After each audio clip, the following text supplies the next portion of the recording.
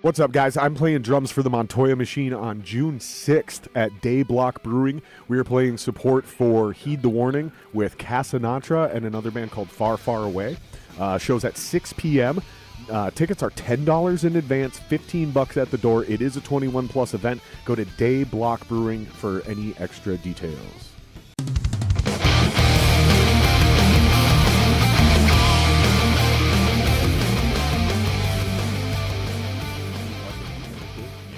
Right? And there's several subplots and several sub-sequels and all those kind of things. I think those people are all NPCs. They're all just there to tempt me into distracting myself from what I really should be doing. Like, I don't think they're real. They're not even they're like holodeck villains. Like when Moriarty got loose on Next Generation.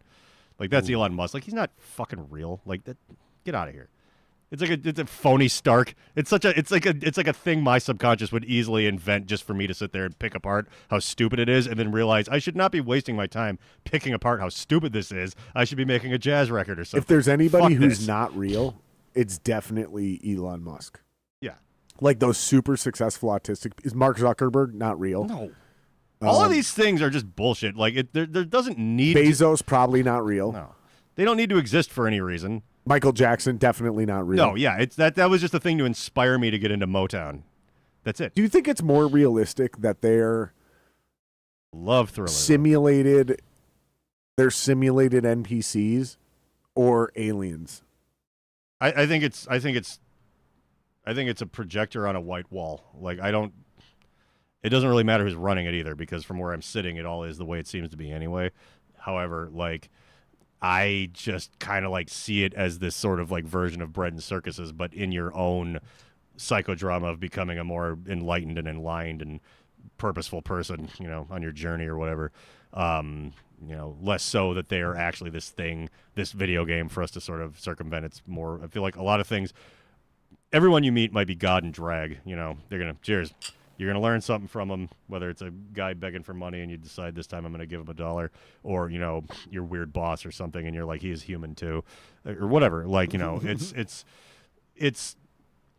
all in that same sort of vortex or whatever, where it's like, it's more about, are you learning to actually, you know, Luke Skywalker, it doesn't matter if it's a rock or an X-Wing, like, you got to figure this out, like, whatever, and then all this other shit is just like, you know, again, when I find myself over-focusing on all these rich guys or whatever, and I'm like, I've never met them. Like, for all I know, this is some weird Back to the Future 2 hologram, and it doesn't even matter if it is or not. And that's a big thing with me in reality, where it's like, it doesn't matter if it is or not. It's like, I can go like, everything is sort of like a weird simulated goof and be like, yeah, but if I run around with no pants on firing one of my guns off, I will end up in what feels very much like a jail cell or whatever, so I should probably like avoid that. But when it's stuff beyond my scope of like, well, whether or not I bitch about these fucking like trust fund reality show idiots that end up in charge of everything because a bunch of Christian fat asses think that they're the smartest person in the universe, it's like, I have met hardly any of these fat asses, especially not their king. I don't know. I think it's just there, so I'll sit there and I need to learn not to like focus on that too much, because why would I? I'm here for a romantic adventure. You know what I mean? I'm here to fly a seaplane from island to island and like bang chicks and whatever and enjoying like a reggae band and, you know, at the edge of the ocean or whatever. And it's like, that's the actual purpose of everything. And, you know, to get in the weeds with the theory of like, well, you know, it's I don't care. It's like, I don't care how many fat people they put on Target.com's underwear thing. I don't care, because I can jack off to like hotter people on the internet or fuck my hotter wife. You know, it's fine. I don't care. It's, they all have vitiligo and missing limbs. I'm like, if anything, for young John, for old SMB John, that's fun. This is all a Mr. Bungle circus now, and I should actually be enjoying how absurd and disgusting everything is. And if people are like, well, it's beautiful that they're doing that, and I'm like, you're weird too. And it's just, you know, I should just look at everything as fun and exciting. You know, there's a lot of Eastern philosophy that says become like a child, you know, right, or myself like a teenager. You know, let everything give you a boner. It did point, That's exactly point and where laugh I thought and you just were be going like, with yeah, it. like, this is fun. It's fun that everything's all weird and fucked up. Yeah, Snow White's black. That doesn't make any sense. Cool. Like, good. I was never going to see a remake of Snow White. The hell am I, a 40-year-old mom with kids? I'm not going to go see that shit. It's like I'm going to go down to the Trilon Theater because they're showing Terminator 1 in 35 millimeter, and I'm going to get drunk. Like, that's what I'm going to do. Like, just accepting that everything is just irrelevant to you, and then subcategorizing it as maybe it's all imaginary has been like really getting me through life. Maybe pushing me closer to a straitjacket, but I've been pretty close. I don't know if it matters. So what are your thoughts on Elon Musk allegedly, which before I even say, I must Doesn't say, he kind of slunk away at this point? We haven't heard much about him. well, like a week before he allegedly made that Nazi salute. Oh, right, yeah. A week before that, he was wearing a yarmulke and a robe, signing a doctrine to defend the Jewish people. Yeah, because he's Kanye West. Kanye West goes like, I'm a rabbi, now I'm Hitler. Whee! That's what just billions of dollars and all the attention in the world does to you. It just makes you something that trying to analyze is now you're the crazy one for trying to understand. Like, he put on a yarmulke, so was that Nazi salute real? It's like, could I put this gun in my mouth, please? Or we could change the subject. Whichever. I actually don't care. Like, and that's the thing. Like, it's like, yeah, he just does... You know, he comes from like South African blood money, but like, yeah, sure, maybe he's gonna help Israel. I don't know. What the fuck? What? I have a mortgage to pay off, Jared. Like, none of this matters to me. And it's like, I used to write music that was a little bit more like, you know, punk rock in that vein, but it is also timeless. You go listen to ZYQ9, the lyrics could have been about George W. Bush or right now. Like, it doesn't, yeah, it's just being kind of generally dead Kennedy-y about my business because that's a big inspiration for me or whatever. But like, you know, I've turned either I've kind of gotten better or I've turned into a bigger weirdo. I'll let you decide. Not the viewers. Jared has to. Viewers, I will listen to whatever Jared's appraisal is of me and just take that as gospel. I will withhold my judgment until the end of the podcast. Well, don't do it at the end. We're going to be real drunk by then. Israel Palestine. Your thoughts? I just hate foreign countries. I hope they all die. You know. On the record, I don't. My boss is from Gaza. Although you know, it is. Well, it's an unfortunate place to be from right now, dude. He got his family out there. They're all living in Egypt now. That's and like, a good thing. Whatever. And he used his wealth and influence to kind of help everything. But he's one of those guys too, where it's like if you're like when people are all Egypt like, will take some Palestinians apparently. Yeah, well, if the ones with a rich guy that lives in America that's helping him out, sure, yeah, they'll take anybody like that. But you know, he's ever the realist, you know, when people are like, I'm just going to let the fucking scary oligarch win because the other person didn't do enough. He's like, what are you, stupid? There's gonna be ICE agents dragging us out of our homes if we let this other guy win. And lo and behold, yeah, you know, so it's like, I like the horse's mouth, you know, that's him. He grew up in that shit. He spent 6 years in an Israeli prison. If you ask him if you're ever at one of our events, be like, I heard you got shot. He'd be like, oh yeah, look at this. Like just all his blue gunshot wounds. I'd love to have him on the podcast, dude. He would never do it, but that would be a great podcast. Wally is a fascinating. His name's Wally dude. too. You know, Weil. But he goes by I thought Wally. you said Wally. Well, it's Wally, but he goes by that as kind of his restaurant's name, Wally's. You know, he's got a restaurant. Yeah, Nicky Town. Well, then he should definitely come on the podcast. Dude, he owns. I mean, there's a reason he can afford to have me there as a guy just running their goofy media shit. It's like he's got a lot going on. He should definitely come on the podcast. I'll bug him. Shout out to Wally. You should definitely come on the podcast. Because as a Jew, I am 100%. Because I'm not like a Jew. I'm like, what does that mean, Jared? So I am not a Jew by religion. Okay. And I am not directly Israeli. I have a Jewish last name by birth, Cantor. Okay. Right. Yeah. So I'm of Jewish blood. Right. So like when you do the human genome shit, the Jews and the Arabs, that they are their own little race, just like Indians are their own little race. The only thing that separates Jews and Arabs is religion and their language. That's it. That's it. Yeah. But it is a thing, right? So I'm an Arab. It's complicated. Technically, I'm an Arab Jew, right? Okay. Because like. So I'm not going to tell that story about how for a really long time I thought I was a little. But I want to hear actual people's experiences, like not from the media. I thought I wasn't completely white, you know, but it turns out I'm not actually South American. Okay, sorry. You know. I just wanted to finish my thought. No, Go no, on, yeah. Go on. No. I'm yeah, going to keep that one to Wally, come on myself, the given your podcast. heritage. Plug your restaurant, dude, and plug your restaurant, dude. Well, here's the thing. His wife's a very good sort of like media savvy person too. Unless it's vegan, then work I'm not with. interested. No, it's all oh hell no. I mean, it's halal, but it's Middle Eastern. I'm just joking. Fucking really good. It could be vegan. I don't care, dude. Really good I'm vegan joking. food is good. That's the thing. See what I'm saying? Caring there about all such this thing? shit is just such a fucking drag. It's like I've never met one person who's ruined a barbecue in real life. Have I seen a screen cap of a meme from Tumblr on no, you got to get away from all that shit because as you wander through your actual existence. I will never go to a vegan barbecue. I will. But if a vegan person is Maybe it's having awesome. a barbecue and they're cool and they'll still cook meat for other people, I would go to that. No one's inviting you to anything. I mean, come on. I'm just kidding. That's not 100% false.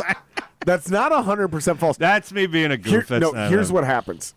I'll invite you to a vegan barbecue. I don't know how to cook at all, especially vegan food, but I'm going to try. People do invite me to a lot of things, but I'm so fucking busy I can never come. I know. And then eventually they stop inviting. Because you get all inside your head and you're like, you're really hot. I just can't. Or you mean never come? Oh, you don't mean never come like never come. You mean never go to the. Yeah. I can because I thought you were talking about legitimately too fucking busy. a lady and you can't jizz. You and know I'm what I not mean? trying to sound cool by like I'm so busy. I have so many things going on, dude. I'm not trying to do that thing. No, where I'm busy like, too. I'm We're so old men. Cool. I'm so busy. We're elderly men, I'm Jared. in demand. No, you I'm are in saying demand. like, I demanded to come over here. honestly, here's the reality, you guys. Like, I'm not the best at time management.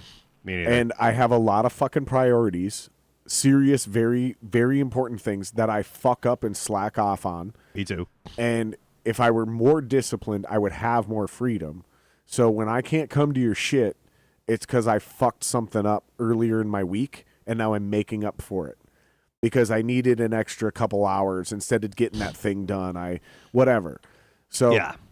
I'm still very good at time management, but I'm not the best, and I'm not perfect at it. That's why. If I was, well, I think a lot. You of don't want to hang around with those people. Those people are like successful magazine editors in New York. They're like everything is time management. They're not our friends. Like that's Fair enough. We're all a bunch of fucking ADHD addled art weirdos. But eventually, people do just stop inviting me to things.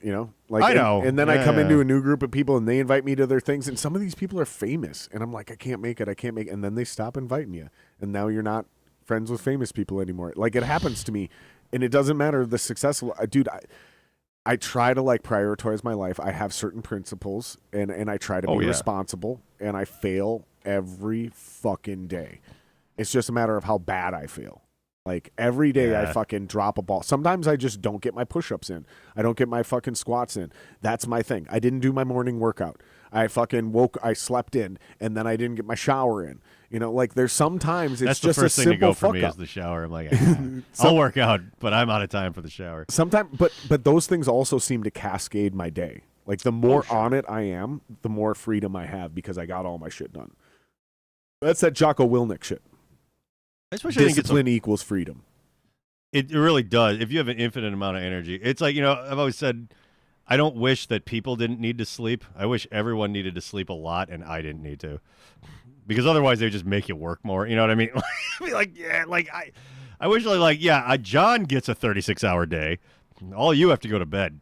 And then I'm gonna be figuring a bunch of stuff out and then jerking off and fooling around and whatever. And then be like, oh, cool, yeah, I can make it because, I did all my shit while you were asleep. That's, I feel that. Have you heard of the woke right yet? No, but the idea that I would hear of it on your podcast does not escape me as a possibility. It sounds absurd because you think woke could only be a left-wing idea because of the way it's been propagandized. But I actually heard this on a conservative podcast. I was listening to Jordan Peterson because every once in a while when I can't find anything to listen to, I'll go listen to fucking Jordan Peterson's pretentious ass. Yeah. Which I'm a fan of Jordan Peterson because ultimately he usually ends up being right about what he decides he's an expert on because he's very careful to not pontificate outside of his expertise.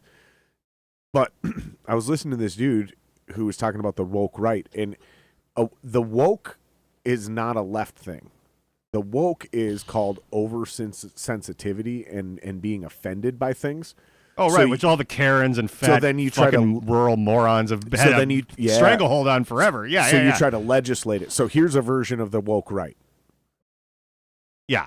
Porn is now illegal in Texas unless you provide proof that you're 18. So I have to literally, if I'm in Texas, I have to literally scan my ID and give it to this website. I thought you meant the chicks in it. No, oh fuck you. Never dude. mind. I'm gonna tune out a little bit, but go ahead. It's a total invasion of privacy. No, it is. Yeah. It's internet regulation. The internet is supposed to be the Wild West. It has not been that for a hot minute, though. I mean, I would love for that to be the case. The internet is the breadbasket of oppression at this point. Like it's the thing that convinces everybody to do all of the stupid things they shouldn't do that kind of get your back, paint you into the corner with your back against a wall. But I'm telling you, the woke right hyper persuasion. I'm just telling you right now, dude. The woke right is gonna be a problem. Give it. Wait a second. Hang on. Give it 5 to 10 years, and it's gonna be a serious problem. 5 to 10 years. And we'll finally start experiencing the religious conservative right getting offended and trying to control, like fucking telling you Dungeons and Dragons was satanic in the 70s, not letting you fuck who you want to fuck, all of this horrible shit, more than the 70s, since the goddamn Crusades. I love how somehow this is new because we buy into their narrative that it's all the left. And then it's like, there's starting to be some woke right-wing people that are trying to control other people's rights, like women and black people. They're gonna actually this is brand new. No, but here's how they're going to actually do it this time. Yeah, they're going to use this time. Here's where they weren't able to succeed in the 80s and 90s. Yeah. Now they control the entire government. They're going to succeed because they're going to use legal precedent based on what the woke left did. So all the laws about hate speech, so now we can regulate speech. If we don't nip this in the bud now, the woke right over the next 5 to 10 years as they gain more and more control, they're going to start exploiting those same loopholes that were built by the woke left. And that is concerning. And by the way, it's going to happen. It's going to happen. It's going to happen. That is whenever I become slightly unpopular with the people who are generally on my side of the fence, when I bitch about like, hey, you guys can't just tell a bunch of 15-year-old boys that they're done now. It's you've had it too good for too long. It's time to sit down and shut up. It's the fat black women's turn. Blah, blah, blah. I'm like, yeah, good. But if you start telling them that, I can listen to that and go like, okay, whatever. But they're like, we just got here, and then the people like Jordan Peterson and worse, or like Andrew Tate or whatever, are gonna go like, it's come the Andrew with Tates. me, young boy. It's the Andrew Tates. Sure, that's exactly the fresh and fits. Then that's the thing. And then who's the other? And the whole idea. Well, hang on. Other one? The whole idea that everyone you tell to sit down and shut up and go away is just gonna go, yes, ma'am, and then just do it. No. Is utterly insane because they're still there. And no one it's like how the World War II never stopped, like how we were talking about. So all these people are still there. All these scientists are still there. All these generals are still there. They don't go away. So it's like you cannot base anything upon the idea that it's time for these people to go away because they're just going to take whatever you did and throw it back in your face. And you know what I mean? Like, yeah, they're going to give them more power. And I've been saying this forever, like neighborhood meetings and all this stuff. And I've been just been like, guys, like, I appreciate what you're saying, and I hear why, and I do get it and everything. As a non-autistic academic person, as people have been going to college for 17 years for nothing, who are older than me, that have a doctor in their title now, and it's not in anything important. But like, we'll like freak out about how, when I go, hey, this is a bad idea, and it's like, well, you don't like people like you getting made fun of. I'm like, make fun of me all you want. What I'm telling you is you're going to make a bunch of Trump voters out of these people when you tell them to go fuck themselves and disappear. That's exactly what I've been saying for 2 years. And that's why I do agree with where you're going with this, because it's like, don't set all these precedents. I mean, figure out a way to make everything nicer for everybody. That's what I want. Right. And for everybody. I'm not here to own the conservatives. I'm here to go, hey, you guys should have health care too. And you're like, okay. It's like, yeah. I would never vote for someone just to fuck you over. I want everything to be better for me and you. Imagine that. Even if you're a different color than me. Imagine that. But that's the thing where I both, it's like such a weird duality where I'm like, I know that I'm right about this, and you are, about, hey, you can't do this kind of stuff because, again, it sets a weird precedent that is going to get used against everybody. It's going to be exploited. It's going to be used to oppress everybody worse. Not just used, exploited. Very carefully. Exactly. When you're doing all this weird shit, and don't get too excited. Don't be like every fucking, like, 30-year-old music female fan during the George Floyd stuff that's like, it's time for black people to have things be better. Well, don't forget about everyone that grew up in a gated community and occasionally fucked a guy in a band. We're almost as oppressed as the people who are like inappropriately incarcerated, whatever. And it's like, guys, I get it that's going to hurt me a little, but that's not even why I'm bringing this up. I'm saying, shh, because they're going to figure out a way to make it so they can like throw you in a fucking prison cell in another country, based on the things you're building right now, and you have to watch what the fuck you're doing, which just gets you yelled at. So you know what I mean? Just press pause for a second. So a great example of what you're talking about is over the last 5 to 10 years, anytime any mass shooting has happened, people have gotten really willy-nilly about being like, he should be charged with terrorism. And I was the only guy in our entire circle that goes, hold on, I don't think you understand what you're accusing him of. As soon as you label this guy a terrorist, he loses his constitutional protections. He can be deported without due process, no fair trial, no right to representation. He can be held indefinitely. He'll be shipped off to Guantanamo Bay. We should not be loosey-goosey labeling people as terrorists. Then, and this goes back to George Bush passing it, Obama expanding it. This is not a new thing, right? It's just something that I noticed being passed around too loosely over the last 5-10 years. Right. And then all of a sudden Trump gets in office and he says MS-13 and all these Mexican cartels, they're terrorist groups. And I went, man, as much as I want to agree with that, I was like, that's a loose cannon, dude. That's a wide open interpretation. Because now what you're able to do to people, because you can just loosely associate them with this terrorist group that is all over the country. I was like, a lot of mistakes. Even if I supported this. Dude, the FBI was trying to label the Juggalo as a terrorist organization. And even if I do support it. I have a copy of The Great Malenko somewhere. Even if I do support it, which I'm definitely on the fence about whether I support labeling the cartels as terrorist groups. I'm super on the fence about it. I'm super on the fence about it because they have committed acts of terrorism. But again, neither here nor there. You know, I mean, don't say that out loud. Well, don't sue me for that. I'm not liable. So what I'm getting at is even if I do support that, I'm very nervous about any version of supporting anything that's called terrorism because the way they're so able to we should never have done that. Loose. Exactly. That's my point. But now that it's there. That George Bush started and Obama expanded just to make sure it's fair. But yeah, we can get so loosey-goosey. We can get so loosey-goosey about what is terrorism, who's a terrorist, blah, blah, blah, blah, blah. It's so dangerous, dude. And that's where we're at, man. What we're at is we gave the government too much power, and now they're abusing it. Yep. And it doesn't matter if it's a Republican or a Democrat. Now that they're labeled terrorist organizations, if a Democrat wins the next election, they're not going to end that war. It's going to be too much of a moneymaker. Well, that's the thing. War is a big moneymaker, and that is... And a war on terrorism never ends. They just shift the goalposts. Bombs are the perfect product. You know, they cost $500,000, and you can only use them once. But you build those factories, you build that company, you build that CEO's golden parachute. You got to keep making them, and if you keep making them, there better be something to use them for. Keep those jobs, man. Yeah, you have to. Anything you do, well, it's like embalming. You know that whole story, the embalming thing. No. Okay, check this out. So this is a fun kind of like less political way to sort of, but it dovetails exactly into like what. So we embalm people, you know, like we put them in a hole in the ground for them to rot, but we for some reason we spend all this money. The funeral industry is like super fucking crazy expensive. It's this giant thing. And embalming started in the Civil War because we didn't have refrigeration or anything like that. So when somebody got killed on the battlefield and we wanted to send them home, we figured out we could embalm them. And wasn't it to get Abe Lincoln on a funeral tour? It was to embalm soldiers they were sending home. That was why embalming was invented. And like look this up, Jason, because I swear to God, part of me remembers like I think Abe Lincoln was the first person embalmed. No, he was not, because it was going on during the whole Civil War. And it was to preserve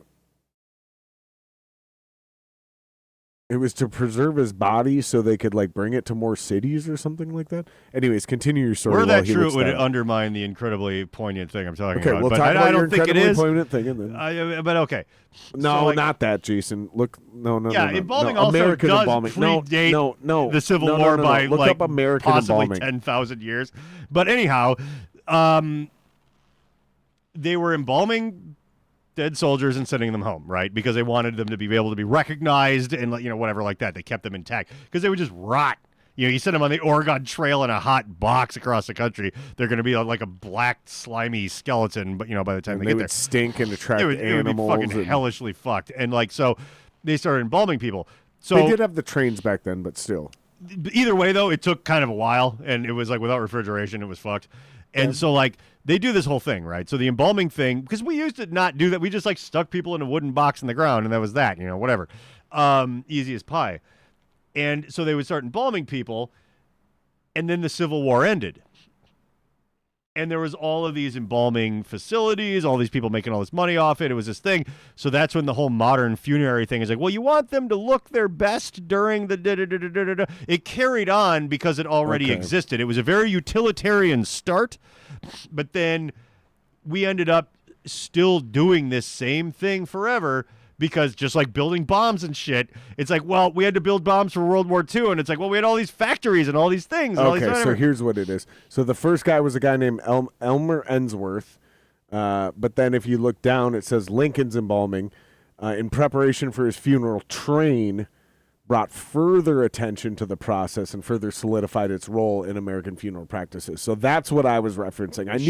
I knew Lincoln, and I knew I knew it had to do with something about like basically a parade because they put him on a train, and I think they stopped at every fucking town. Yes, and his body looked identical in the first town because they kept taking pictures. Yeah, he didn't start turning into the crypt keeper. And there was and they were like, this embalming thing is incredible because he made it all the way to New York or whatever it was, or wherever he went, and that's what and they everything was used fine. So you are correct to continue. and the reference I made is still technically accurate. Right. But I was wrong. I just got to say this out loud. I was wrong. Lincoln was not the first. Well, I think he was the one that made it like, oh, we're doing this now. Right, and that's how they did the Civil War's over. Because he was the most famous. Well, because why would you pay all that money for that if it's shit? good enough for the president, why wouldn't it be good enough for you? Yeah, that kind of thing. And he's dead.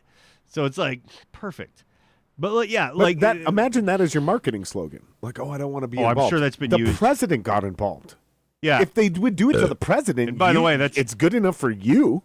That's why people wear white at weddings, because if it's good enough for the royal family, it's good enough for you. People didn't used to do that. They had weddings in a barn, They had white clothes. Are you kidding me? I know that's why there's black at a funeral. That was because that one queen was in mourning for like a year after her husband died. Oh, the Queen Mary, the one that inspired the Clockwork Orange theme. I don't remember. Look this up. Look this which queen it was. But why do we wear black at a funeral? I'm 100% on this one. It's some queen mourning her husband. She wore black for like an entire year or something like that to mourn her husband. Queen Mary. I don't know though. I don't know. I hate British royalty. I just know all the stories from my mom because she loves that shit. I stopped watching The Crown as soon as Winston Churchill died. That's all I wanted. If my mom had it her way, she would create a king and a queen just so she could read about them. Yeah, well, they were the Kardashians. Exactly. But my mom is so into the pageantry of it all, and I'm just like so anti-Europe. I just hate it. I hate it all. But that's a great segue. Where I'm going. So I hate all of Europe. I know. Because I think everything that birthed America was because shit over there sucked and we all left. They kicked all of the puritanical psychopaths out for being too much, and then they founded this country, and then it's like, oh, and then they shaped up and got more cool. Oh, no, they didn't, because we can't even look at tits that is where I'm going on with the TV. That is where I'm going with this, is like I got to use my phone. They fucked up a lot of shit, lost their best people for 200 years, and because this goes back to like 1400, you know what I mean? Yeah. So like 200, 300, 400 years, they lost their best people, however long you want to make that argument. And Kate and I were just talking about this last night, how through the beginning of music, popular music, so starting with the Beatles, And I'm just going to, off the top of my head, bang them out as fast as possible and rapid fire these with me. Starting with the Beatles, European musicians, absolute bangers, true bangers. You got the Beatles, Rolling Stones, Right. fucking Led Zeppelin, Pink Floyd, David Bowie. I was just going to say David Bowie. I mean, Iggy Pop? Iggy Pop, sure. I mean, maybe Where are we a going? little bit.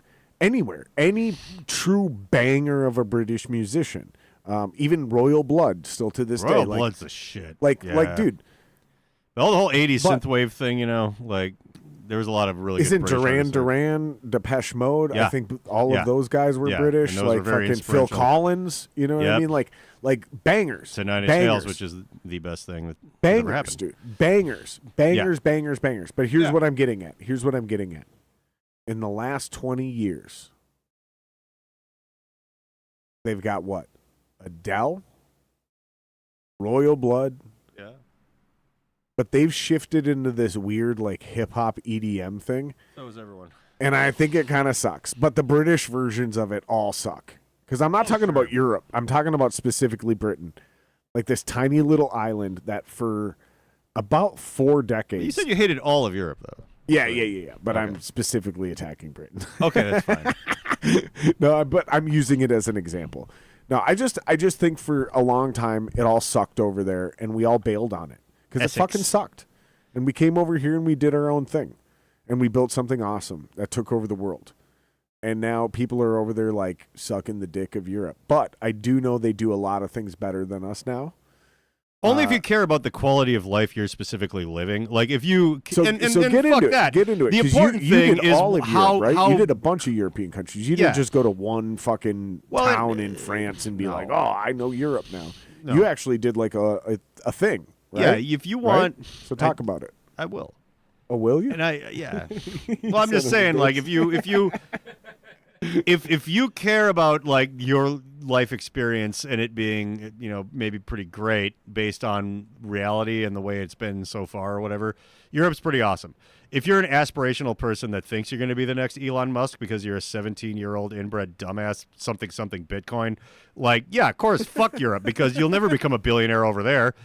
Over here, you're going to work at KFC double shifts, unlike those lazy other people that work. You know, they're never going to make assistant manager. And after that, you might make regional manager, and that's when the real money starts rolling in, you know? And then you're going to be so rich that it's helicopters and pools on top of the fucking Burj Khalifa and whatever. And yeah, good for you. But as far as losers like me go, that just, you know, have done sort of okay, taking the money that I already have over there and just being able to kind of like do exactly however I want for the rest of forever in the style that I want for the rest of forever is sort of appealing. Now I'm a weirdo. Let me point that out. But, you know, yeah, generally speaking, if you're an institutionalist, if you're a populist or whatever, and you super care about the 200 years from now outcome of all things, yeah, maybe it won't work out. Luckily, I'll be dead. Well, I think something though over there, they have certain, over there. When the saints go over there. I think from what I've heard, because I've never been to Europe and I'm afraid to go because You should go. They'll arrest you for social media posts now. That's one of the things I don't like about them. I'm surprised. Well, again, I'm surprised I haven't been jailed over here, so I guess I'm just letting that bet ride. But yeah. But I've heard they do a lot of things right. You know, because again, they have thousands of years of culture and history that they can derive from, whereas we only have a few hundred. Right? Yeah. So we're still figuring certain things out. So certain aspects of food and drink over there, I've heard, are vastly superior. I lost 10 pounds eating like a fucking pig every day. Yeah, I heard that. Yeah, talk more about that. That's the real thing. That's the real thing. Like I had a fucking chicken Keep going. I gotta McNuggets piss. from Keep going. McDonald's. You guys keep talking. All right. And it was like Rick Fisher made it at a barbecue for me lovingly, you know what I mean?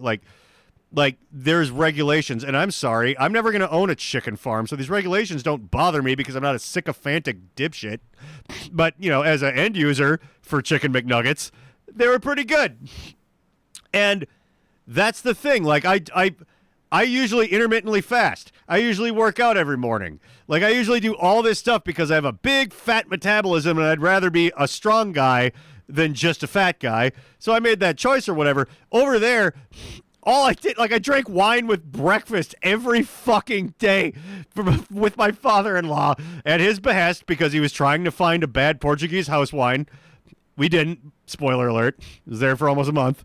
But yeah, and I was like getting like cut like Jesus.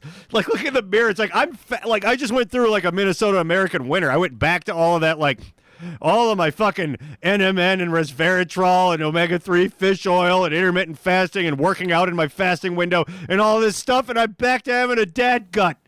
Like, because I just eat the food here, and here I try, and there I just didn't even fucking, like, oh, a hot dog? It's probably made out of like a pig that I saw on the drive to where I was eating, and then like whatever, like all of that stuff. And I'm not saying that like every European country is like Portugal. There's a reason that their amount of expats is like almost problematic because everyone's like, let's go here. This is fucking really cool. You can have guns there. My father-in-law and I went into a gun store. It's like not as many as here.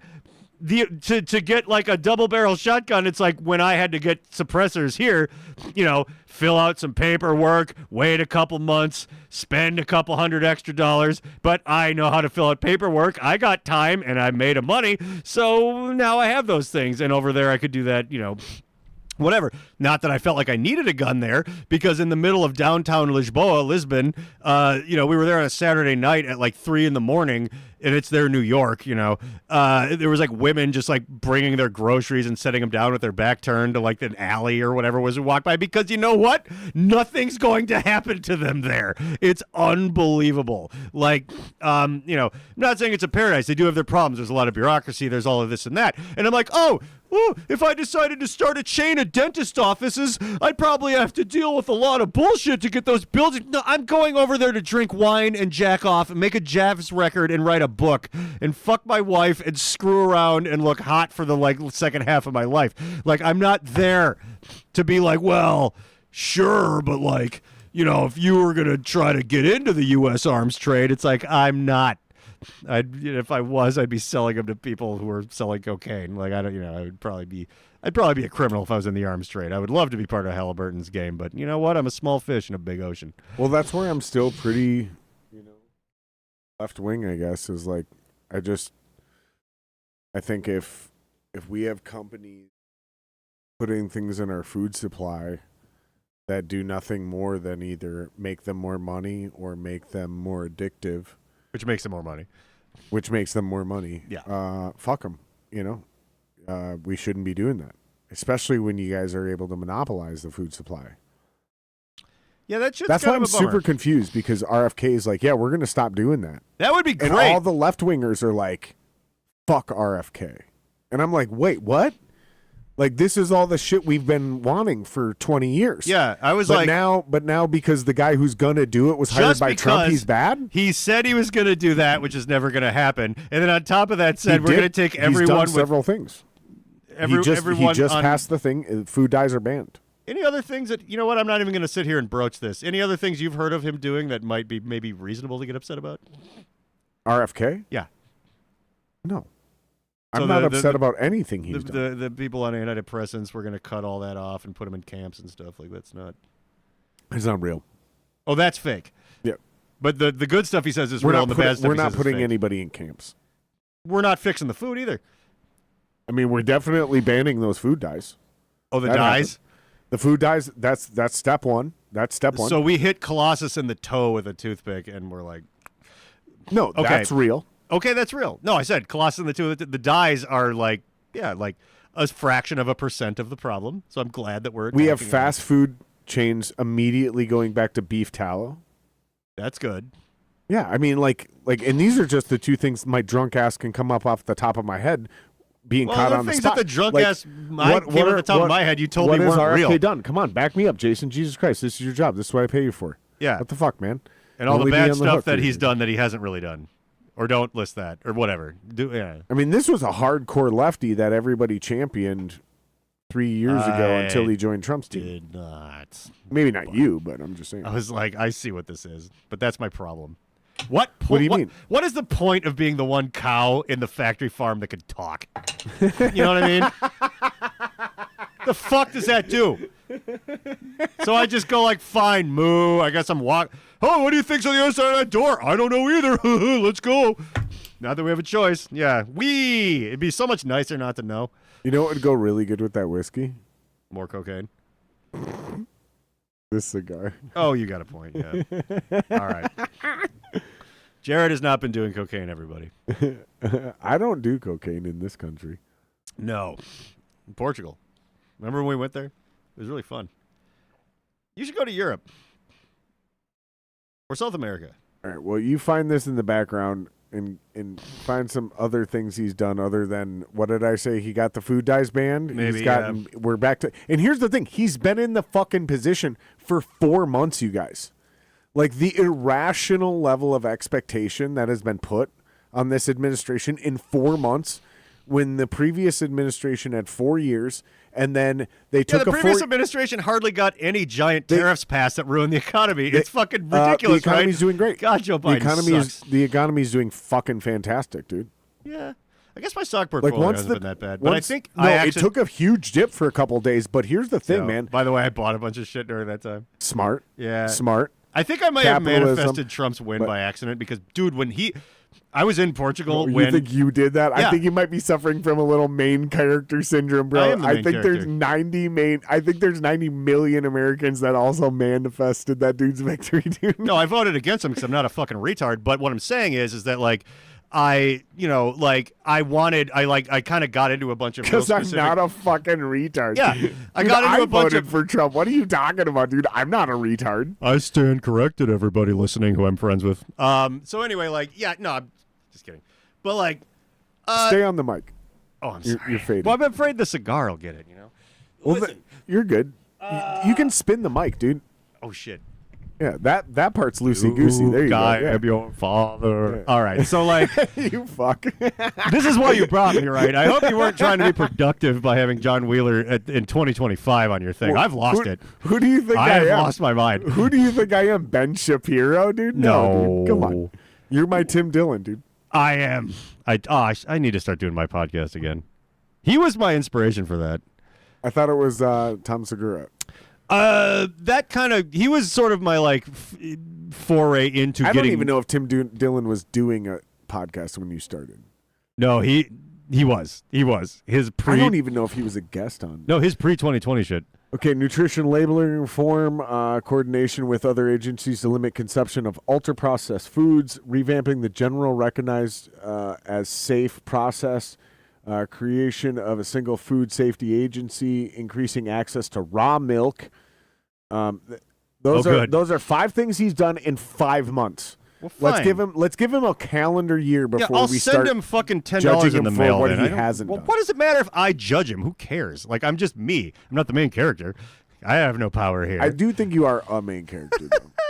I love that you have sort of a stratum for that. Like, I have absolutely. Like, are you an NPC, a main character, or the main character? Dude, because it's like John Wheeler doesn't have the same power Trump does, and I'm like, those Jedi mind tricks don't work on me. No, but here's the thing, dude. Is like my eyes were opened in the last like 90 days to the idea that there's actual NPCs in the real world. Well, sure there are. And when somebody said that, he goes, "Oh, he's an NPC," and I was just like, holy fuck. I've never... Dude, here, Jesus Christ, John. Use a fucking real torch. Fine. No, it doesn't. Ooh, cool. And don't puff on it. Just heat it up. I like this. 45 degrees. I think you should take RFK's job because you know how a cigar works. 45 degrees. Rotate and gently puff. Leave it on and rotate. There you go. There you go. No, keep going. Keep going. Sure? Okay. Yeah. Keep going. Keep going. Like 2 more rotations and you'll be fine. Back off a little bit. Yeah, I think you're good now. Yeah, it's going. It's going like fun. And then so you don't look like an asshole, put it in your teeth. Looking like an asshole. Put it in your teeth. No, not like that. There you go. I'm Wolverine. Hey, Bob. Yeah. Wow. No, because when you do this, you look like you're kissing the tip of a penis. I know. But that's not proper. I don't like and you also, when you do this, you push all the smoke and nicotine and nastiness right to the front of your teeth. So when you put it in your but teeth, what if I'm trying to cultivate a nice set of baked beans up front? You know, when you put it in your teeth, you bypass. Yeah, there you they're go. going right into my lungs. No, you don't inhale. I know you don't. I mean, you can if you're Max Crosby. I wouldn't. No. If you played defensive end for the Las Vegas Raiders, you fucking inhale that shit. Be pretty dizzy. Well, don't inhale it, and just give it one puff to 3 puffs per minute. It's all white now. Yep. Yeah, it's looking good. Now you're good. That's perfect. Now one puff to 3 puffs per minute, and what that does is that prevents you from getting sick. Yeah. And it prevents it from both going out and prevents it from getting overcooked. So you won't start a run. You won't hotbox it. You won't torpedo it. You won't canoe it. Right. If it's a good cigar and you do 1 to 3 puffs per minute, depending on your tolerance, you'll keep it going and you won't overdo it. And that's how you really do a good cigar. It's about. And by the way, thank you for going. sharing a good cigar with me. I do appreciate that a lot. These are sneaky good. These are sneaky good cigars. These are not $20 cigars. These are about $8 to $10 if you buy them in the store. They're local Minnesota company, but they're grown in Nicaragua. This specific cigar is all Nicaragua. That's where my boa constrictor's from. Which is basically as close to a Cuban as you can get nowadays without getting a Cuban is Nicaragua. Yeah. No, this is by the way, this is a real nice smooth smoke. You're gonna love it, dude. Yeah. And as long as you don't overdo it, yeah, and as long as you don't let it go out, when you hit the middle of that, you're gonna be like, "Holy fuck, I love cigars." I do love cigars. I just haven't kind of in a while because I had to quit a few things. But even if you hated cigars, you would still. You'd be a convert in the middle of this cigar. I just haven't I actually kind of got almost sort of late in life developed a little bit of a nicotine habit, kind of from cigars and obviously we make vapes at work and stuff. So I was like, oh, I'll try this one out. It's kind of good. And it's I just keep it in my car. It's it wakes me up a little. And I'm like, I hit a point where I'm like, I got to stop doing this. I'm actually just smoking now. You know what I mean? I never really smoked. It's I buy pipe tobacco and I kind of just had all these hobby things. Yeah. But I started doing it it starts creeping in way too much. And I was it was giving me that my shits in the morning were those 4 cans of wet dog food, because I was caffeine, nicotine, It was mixing with everything else and making me more anxious and everything. I so am convinced though I gotta stop. that cigarettes have a different level of nicotine addiction than cigars and pipe tobacco. They for sure do. Cigarettes are the perfect storm of a chemical addiction, thing. They're meant. That's their only purpose. They're not even enjoyable. They're just there to fuck once you you're over. cigarette addicted and you go 2 hours, 6 hours without a cigarette, you're ready to murder somebody. Yeah, it's real. But I could go 2-3 days without a cigar, and I'm going to crave one multiple times. But I'm never everybody needs to die unless somebody brings me a cigar. Right. You know how you see people melt down without a cigarette? I've known a lot of smokers. Dude, the amount of fucking 19-year-old kitchen rats I was banging when I lived over north the first time. Yeah. Back when that's where I used to get my cocaine. It's but God, they needed cigarettes. Can you pick me up so we can fuck? I'm yeah. It's can we also stop by this thing and get cigarettes? I'm God, fucking damn it, dude. This is great and everything, but this is a lot of work. That just actual cigarette level, or whatever. I remember too is when I was cigarettes are insane, dude. I used to buy. It can't just be tobacco at that point. They're doing something. No. There's a lot going on in there. They're doing something to the tobacco, adding something to the tobacco. There's something in cigarette tobacco that is drastically different. And I'm saying this as somebody who got addicted to cigarettes twice for 2 different 10-year. First time 12 to 19, quit, then started at 29 and quit again at 36 or 37 or something. Yeah. Yeah, I think it was 36, 37. So I had about 2 different 7-year runs and then quit tobacco both times. And then in between smoked cigars and had no issues. But man, once those cigarettes get a hold of you, bro, you're in heroin levels or meth levels or something. It's a different type of, I don't know, man. I'm convinced though, because I've been through it now twice and then gotten off it twice. and then smoke cigars. Because again, I can run out of cigars, and it sucks. But You ever seen Uncle Buck, by the way, with John Candy?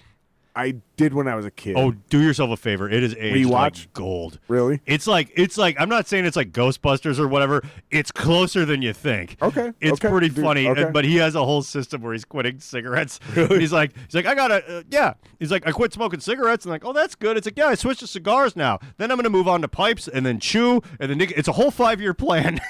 It's fucking really funny, and like I just love that. And it does actually make sense because cigarettes are terrible. One of the funny things about Uncle Buck is that all the things that make him kind of like a piece of shit. It's like you laugh at it when you're younger, and then when you're older, you're kind of like, he's sort of right though. That actually would work. Like to kind of now I just smoke a pipe every once in a while. It's not as bad as cigarettes. Like it's. Mainstream, it's kind of like, that's silly. That's all the same thing. And then the jokes in that film have these like added layers as you grow. No, I feel you. There's a weird like honor code to cigars, though. Oh, sure. Like this, what's happening right now on my cigar, right now. So if Marco V, the guy who owns this company, if Marco was here right now, he would actually point this out. He would go, "Do you see how almost perfectly even this ash is burning?" Yeah. He would literally point, and you're just starting. Yeah, it's a nice little circumcision. Now, the longer you let this go, the more stable and even that ash is. They take immense amounts of pride into making that happen. I'm sure, because the cheap ones burn all fucked up. Yeah, dude. And like I said, they'll canoe in, which means you'll get a soft spot in the middle where you can press in on it like it's a canoe. Yep. You'll get ones where we call either a torpedo, which is a really shitty way to say a tornado, which means what'll happen is you create a literal vortex. So like the cigar will actually be burning way down here in the middle because you've created a tornado. Okay. You see what I'm saying? I do. So like you just get this wall of tobacco that won't burn. You see what I'm saying? I do. Yeah. Yeah, and that there's a bunch of reasons all these things happen, but guys spend a lot of money, and like the amount of people that go into rolling a great cigar and then keeping that down because of import taxes, and I'm not even talking tariffs. I'm just talking like Cuba all the too bullshit, and all that stuff. All the bullshit. We give them a lot of shit at this point for what is like no reason. Dude, there's probably 20 people. 20 physical human beings who put work into how to roll these cigars the right way. Just planting the seed, right? Then watering and tending to that plant. Then there's a different person who harvests it. Then there's a group of women who know how to fucking like set that leaf and then flip that leaf, and they do that for 5 years. Jesus. And gauge the humidity and the airflow to make sure it doesn't turn toxic, right? Yeah. And then there's a whole nother group of people, specifically 1 or 2 guys that go, hey, I want this much of that, I want this much of that, and I want this much of that. Roll it together. And then there's a whole other army of people that hand roll this. I mean, look how perfect that line is. This is a nice fucking cigar, man. That's what I'm saying. And this isn't even like a $20, $50, $100 cigar. I get these for fucking dirt cheap. If you guys want to order these cigars, there's a discount code. You guys can go into the thing. But I mean, I might. Hey, can you grab me like a paper towel or something? Yeah, what do you want? Well, I'm like snorting my nose so bad the audience has to. You got some bad sinuses? A little bit. It's not what you think. It's actually, I think it's just because it's so rainy. I always get a little. Yeah, it's a shitty fucking day. It is also kind of what you think combined with that, but. No, it's a shitty rainy day in Minnesota is what it is. Woo. But the amount of pride that real cigar companies put into their craft, it's the closest thing we could possibly understand when it comes to Japanese culture, where they perfect the perfect way to pour a tea. Folds of steel in a real Hattori Hanzo sword. Like it's about the process, not the result. That kind of shit. Like that is everything is perfect along its way. Its own joy. Cigars are the closest thing that we can experience to that. When you get a great cigar, the amount of people that have gone into perfecting their version of the step along, because there are machine-rolled cigars are very easy to detect. May I add to that, though? I do believe, and I like what you say about that. I do. And I think that, like, I kind of think that our glass blowers at work fit that niche a little bit. Exactly. They 100%. take some, like, real pride in what they do. And I'm off the clock, man. I mean, yeah, great. If that place expands, so does my summer home. But, like, indirectly and over many years. Yeah, but it is the real truth. It's like people don't realize it. It's like it's right there in Northeast, and it's like it's like people actually like all day, every day, 40 hours a week, if not more, just sit there like making that stuff, and it's like they fucking care. For people that don't know what you're talking about, you do promo and social media and AV work for Minnesota Legit, MN Legit, which is a local. Not even. It's not only the best glass you can buy in this state. Number 2 is a distant number 2. I would say, and I'm not saying this because you work there. No, I know I've owned those pieces. Yeah. And I would say if this were a marathon, not only is MN Legit winning that marathon, they've lapped the person who finishes second. That's how elite. Anything with that stamp on it, there's such a fucking confidence. And feel free, honestly, MN Legit. If you guys don't pay me, they don't pay me. I've never fucking gotten anything from M. If you guys want to clip this and use this in your own promo, feel free. Well, the person whose job that would be to do that would be me, so I might. Well, feel free because this is the thing is like when you see the MN Legit stamp on a piece in a head shop, the confidence you can have in the durability and quality of that piece is the literal definition of second to none. And I will add, you guys lap second place. That's how distant it is in a marathon. Yeah, and I will say that like I didn't just them. I was in a position when I was looking for maybe like an actual full-time job instead of being a wild psychotic freelancer or whatever. I had some choices, you know. And so like, yeah, is it particularly cool to work for a place like that? Sure. But it added to my kind of decision to hang out for, I've been there for almost 3 years now, is like, because it is like solid. Like and if it's my job to like make something look cool, promote something, you know, like maybe like, oh yeah, it's like everything I do is in the name of showing people this thing or whatever. It's like, I'm still me. Like I want that thing to be good. And so it's very intentional that I'm there. And it's like, yeah, like, you know, Chris, who is in Blue Felix with me, is a glassblower there, and he's been a glassblower for like 20 years. But him, along with everyone else there, it's like their dedication to what they're doing is what actually kind of, and my boss is an interesting guy, and like, you know, it's cool. Like, it's a cool place to work and whatever. But like, yeah, I really wouldn't want to be sitting there like hawking, you know, a cardboard cutout with a cool name on it or whatever. It's like I do stake my reputation on where I do a lot of my artistic work, and yeah, it's solid stuff. I'm not like a big time smoker, but I still do for those watching. Thank you so much. You know, watching cartoons before bed when I will smoke a little. The pieces that I have for that were all from there. Like even before I had any idea like what it was or whatever. You know, it's like yeah, and you could go into the sales pitch about, you know, creativity, beauty, durability, you know, name recognition, all of that. But my pitch is, and what I'm talking about is confidence, because it is about, for me, durability and longevity and knowing there's no weird pieces of fucking lead that I'm going to be fucking heating up. And, you know, there's some real American made principles. It's a 9-minute drive from here.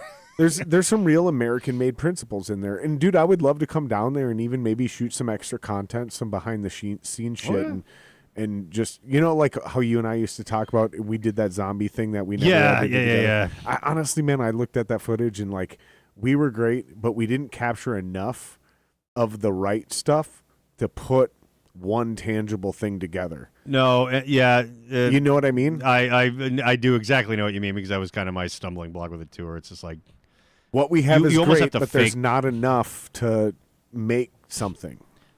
It was too in the real also. It's like, it's very, very, very difficult to run and gun something and make it as good as being there. It's so much easier to artificially recreate something there. Especially last minute, the way we did it with the skeleton crew. Yes. It didn't, yeah. It's unfortunate. We needed but 3 days worth of content. Yep.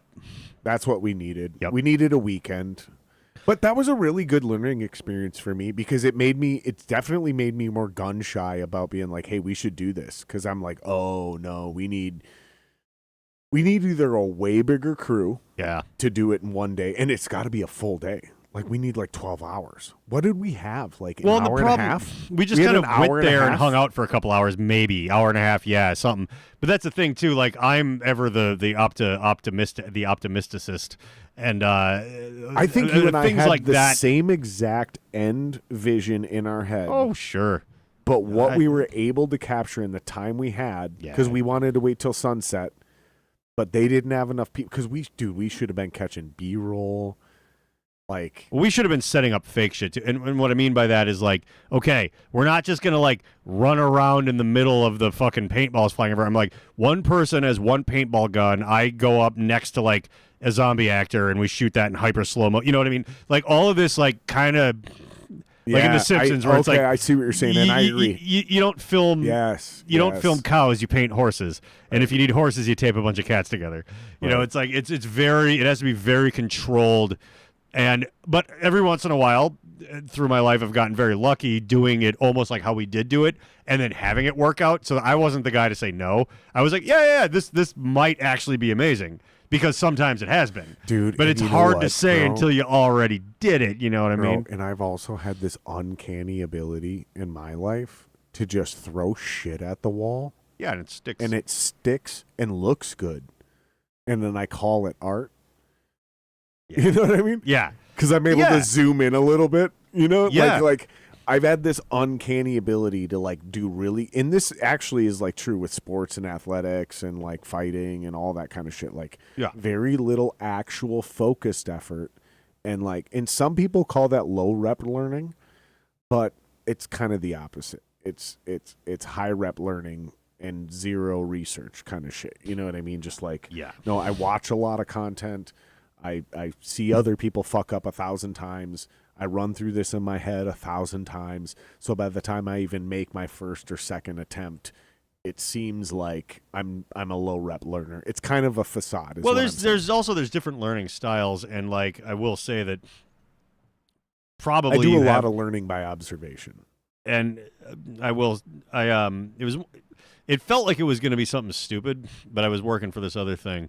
And we kind of all took like learning style tests and whatever like that. And it's like, you know, some of that stuff is like bunk, but like this was actually very poignant, where they were like, oh yeah, there's like, you know, the majority, like a half of the majority of people learn by like reading and blah, blah, blah. And the other half learn by having someone explain it to them. And then there's this like weird little tiny minority that can only learn by blundering their way through it personally, and then that was what I scored like 100% on. Like so it's like it's the reason I'm not a heart surgeon, because you can't learn that like that by killing a bunch of people or whatever. Okay. But it's just like, yeah, for me, it's just entirely like, oh, I'm gonna learn live sound by working at the garage, where it's like, okay, well, like it doesn't matter if I fuck it up a bunch, but I'll get real good at it eventually by just kind of like, oh yeah, I think I finally kind of figured it out. Like I'll kind of skim a YouTube video, like, blah, blah, blah, blah, blah. So it's like everything that I make a living off of, which is like media stuff and AV stuff and whatever. It's like, yeah, of course you can just screw around with it at home till you get it right. And then it's like, oh, you'd be like really good at it at that point. It's like, you know, going to a lecture hall or going to college for it, I probably would have failed. I probably would have fallen asleep, whatever. But it's like, yeah, you got to like, so there's like certain things that kind of allow you, you know, to do it in that sort of like, let's see what happens, like sort of way.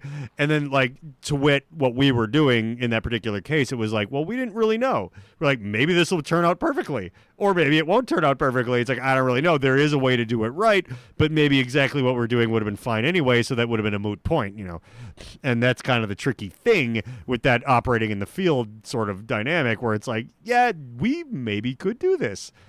So I had no reservations. You had no reservations, and it didn't work out because it's I also fucked up a couple of okay. those things by burning the same joke twice, and I didn't even realize I had burned it until after. So like I killed 2 shots because I forgot I had burned that joke.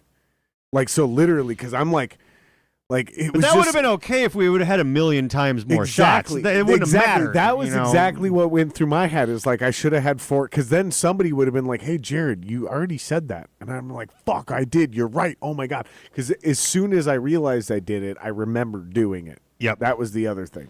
We were shooting from the hip, and that's kind of how that goes. I'm still glad we did that though, because I still think there's something there. Well, it was interesting. I still think there's something there though. Like I still think there's something to do there. And honestly, I think we could ultimately probably,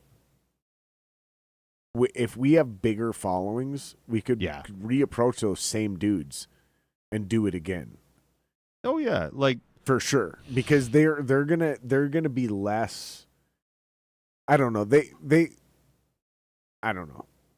Nothing bad happened, but they were definitely in their promo phase, but they still succeeded with or without us. Well, yeah. They did very well in their promo campaigns. Yeah, and that's, and the idea of going to various things like Top Golf and all that stuff, is we just would have needed a little bit more of a dedicated crew. And that and now it's so overpopulated that it's never happening.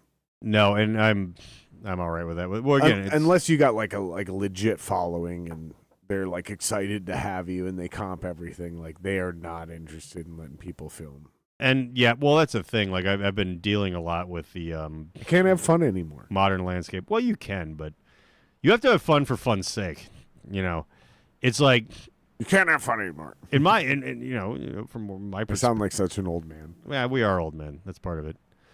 But the perspective that I have is that, like, I'm lucky that my day job is, just creative. It's like I've had people that we've brought in for meetings that do other things and whatever kind of literally ask me almost point blank. It's like, yeah, okay, so you do some of this and you do some of that here, but it's like, what do you really do here? And I'm like, I do this full time here. That is my job, like making like weird audio, visual, whatever, just stuff to go out on social media, have meetings with people that have bigger followings to try to like drag them into the thing and whatever. It's like, that's like it's not like I'm like, oh, and then I'm answering the phone and making sales calls. That's my real job. But it's like, I do a little bit of they let me make a video every once in a while. That's real nice. I'm like, no, like literally like, I again, just nothing but lucky, nothing but grateful that is sort of where I wound up, is at a particularly kind of cool, smallish, biggish local company thing, whatever, that is like what I do all the time. But it's like, it's given me a lot of perspective since the last time I've been here about,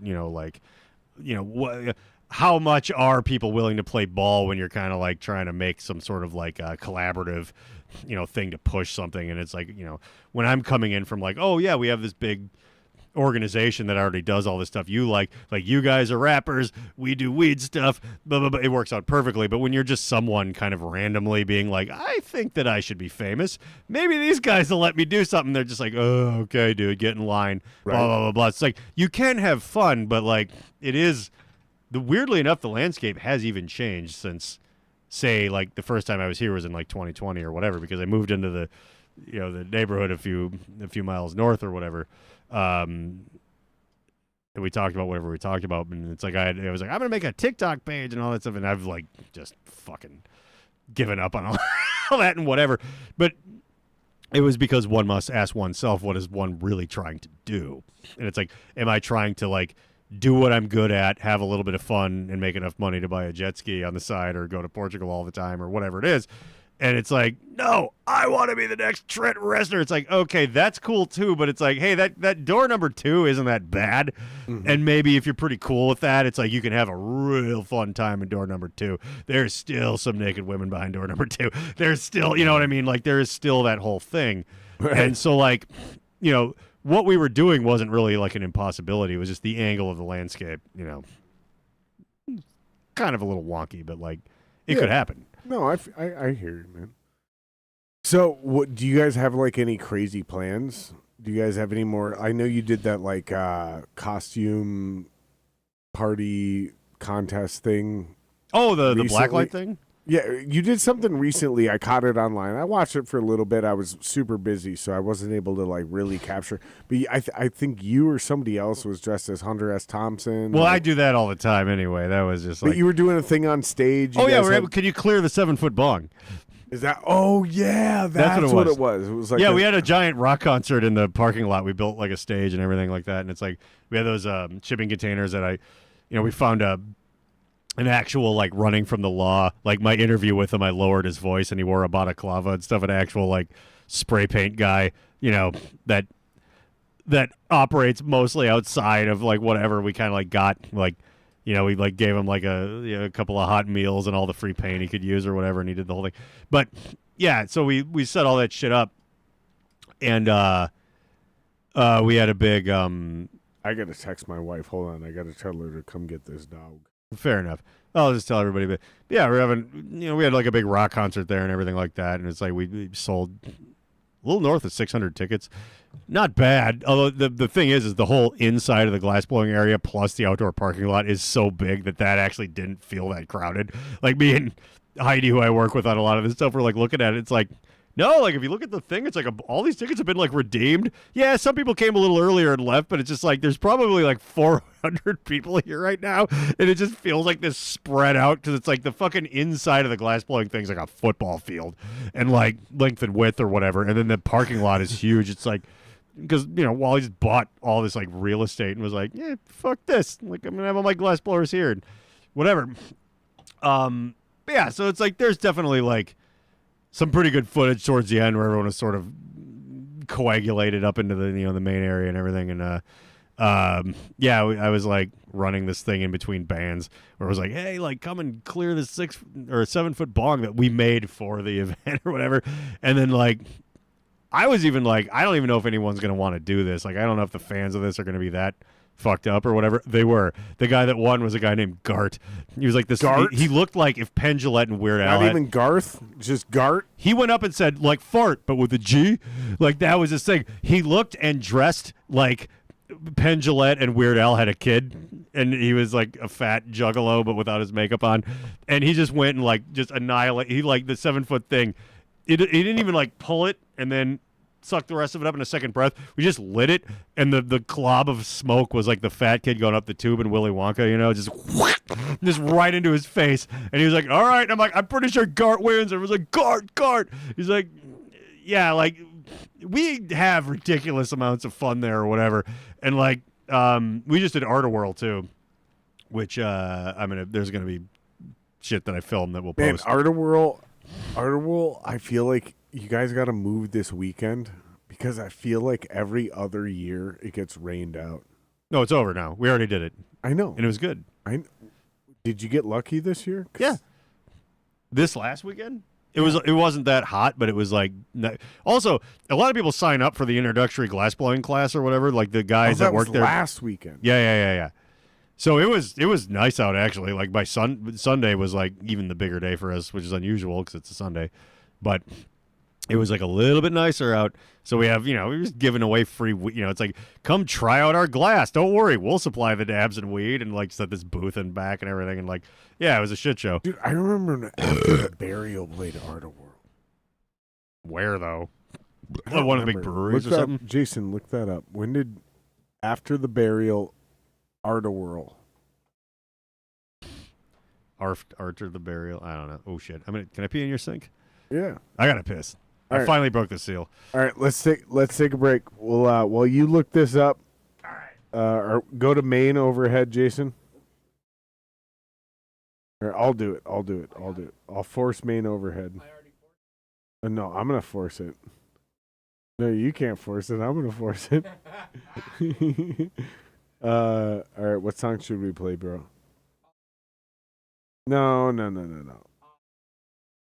Burial? Burial? That's not a song. I'm just kidding. Look up after the burial Artworld, and we're gonna play Barrier because that's the single.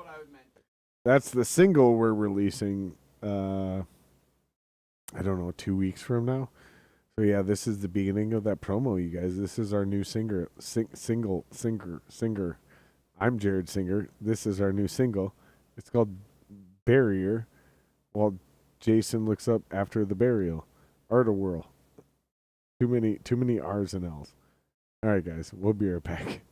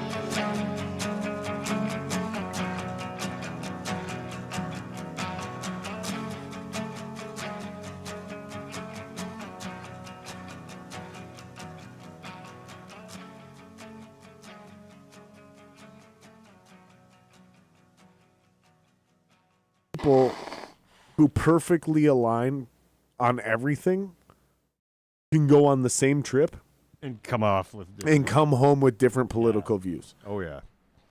I've watched it happen. Like I came home from Jamaica for the third time in my life. Yeah. With in my You mean I came home from Jamaica for the third time in I&I's life. I came home and I went, racism is fake and stupid. And my buddy went, everything I learned is it's more real than ever. Yeah. Well. And I was like, see okay, it. that's super interesting. Explain to me why. And everything he explained to me only further reinforced my idea that racism is fake and stupid. Yeah. Well, that makes sense. It doesn't exist for no reason. Like, I think racism exists for a reason. Are we back on, by the way? Yeah, Is this yeah, happening? yeah. Okay. Yeah. I think racism exists for a reason, but I also think it's fake and stupid. I just bona fide think that people that judge another person simply based on the color of their skin is one of the most ignorant and stupid things you could do. Yeah. And I learned that by going to a country that's all black. And the way they embrace people based on the character, and they let me put it this way. They don't like all Americans. Oh, yeah. However, if they find out you're from Minnesota, you get extra passes and privileges because people from Minnesota are extraordinarily nice. They also love Canadians. I bet they do. If they find out you're from Canada, you get extra passes and privileges because Canadians are extraordinarily nice when we are travelers, when we are foreigners. We are extraordinary. However, We want to learn. the Yeah. Jamaicans will tell you if you're from state XYZ or if you're from this very specific European country, you can go fuck yourself.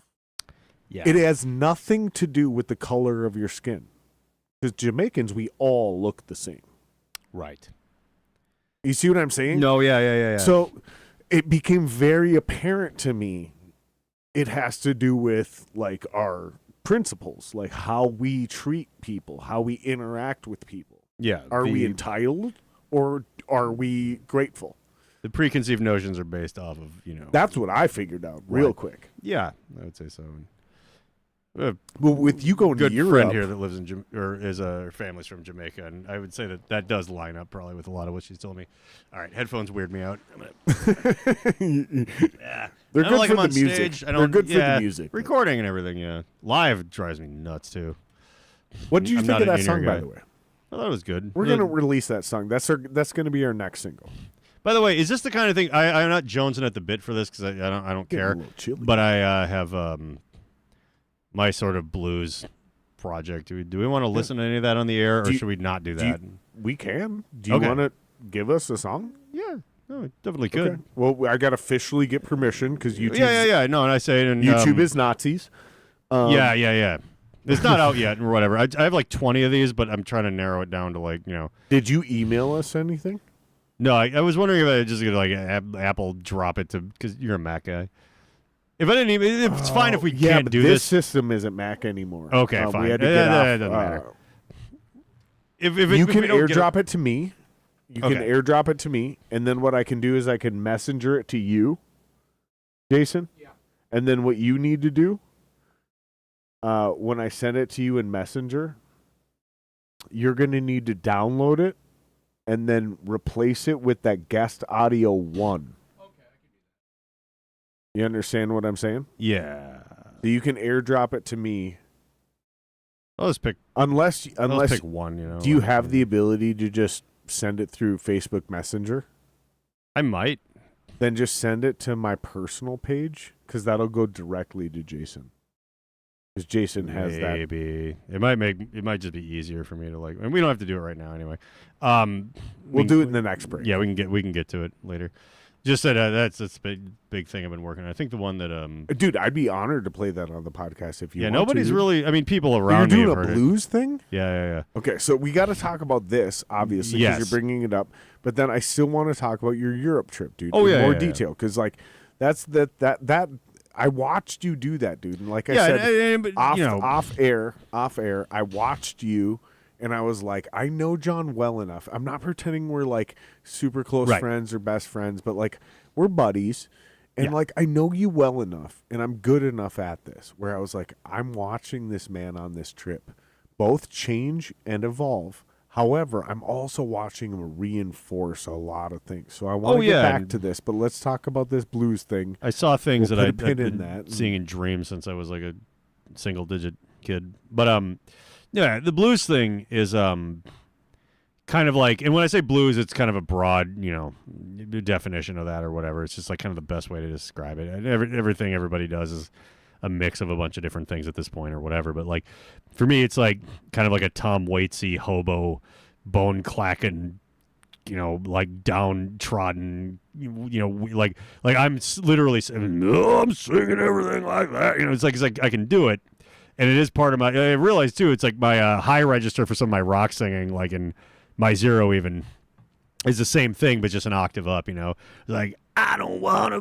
But if you lower down, it's like it's the same fucking whatever, and like, I got it's like I know all these like female singers, and I know all these brass musicians, and I know all of this fucking shit, and it's just like, why don't I actually just sort of like make kind of this hobo circus train, kind of bluesy whatever, and then I have Exhale from Blue Felix, who also is a glass blower where I work or whatever. I see him every day. Would he be willing to like bust out like a slide? And he is a guy that when it comes to like rock guitarist that can actually do anything. He can actually do anything. Who? Exhale, Chris Massimore from Blue Felix, the guy with the long black hair that's been the guitar player forever and everything. This is funny you say this because this is one of those guys I've never met in real life. But I swear to God, every single time I open Facebook, that little page that pops up that's like, people you might know or whatever. Add this person. Well, of course. Chris Massimore, I swear to God, every day is the first guy on that list. And I was like, yeah, but I've never met this person. And I hate the fact that you're trying to make me make friends with somebody, right?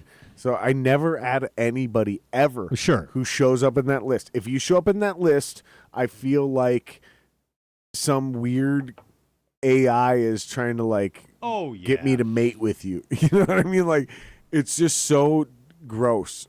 Here you go. So now it's more important than ever. Do not puff while you do this. Right. So the relight of the cigar is now. Now here's what you do. Okay, now listen. All right. Okay, this is actually way more important. So light that lighter. Oh. Yep, 45 degrees. Perfect. Now start rotating that cigar.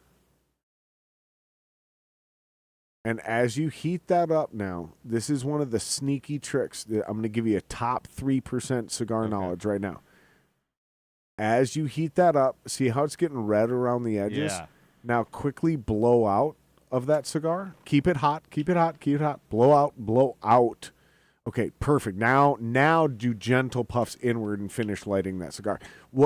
By blowing out, what you're doing is now look at it. Is it perfectly red, or do you have any black spots? Is it perfectly red? Okay, then give it a couple more. Yeah, that looks very good. Yeah, now chill. Okay, now the blowout, the whole point of the blowout. Yeah.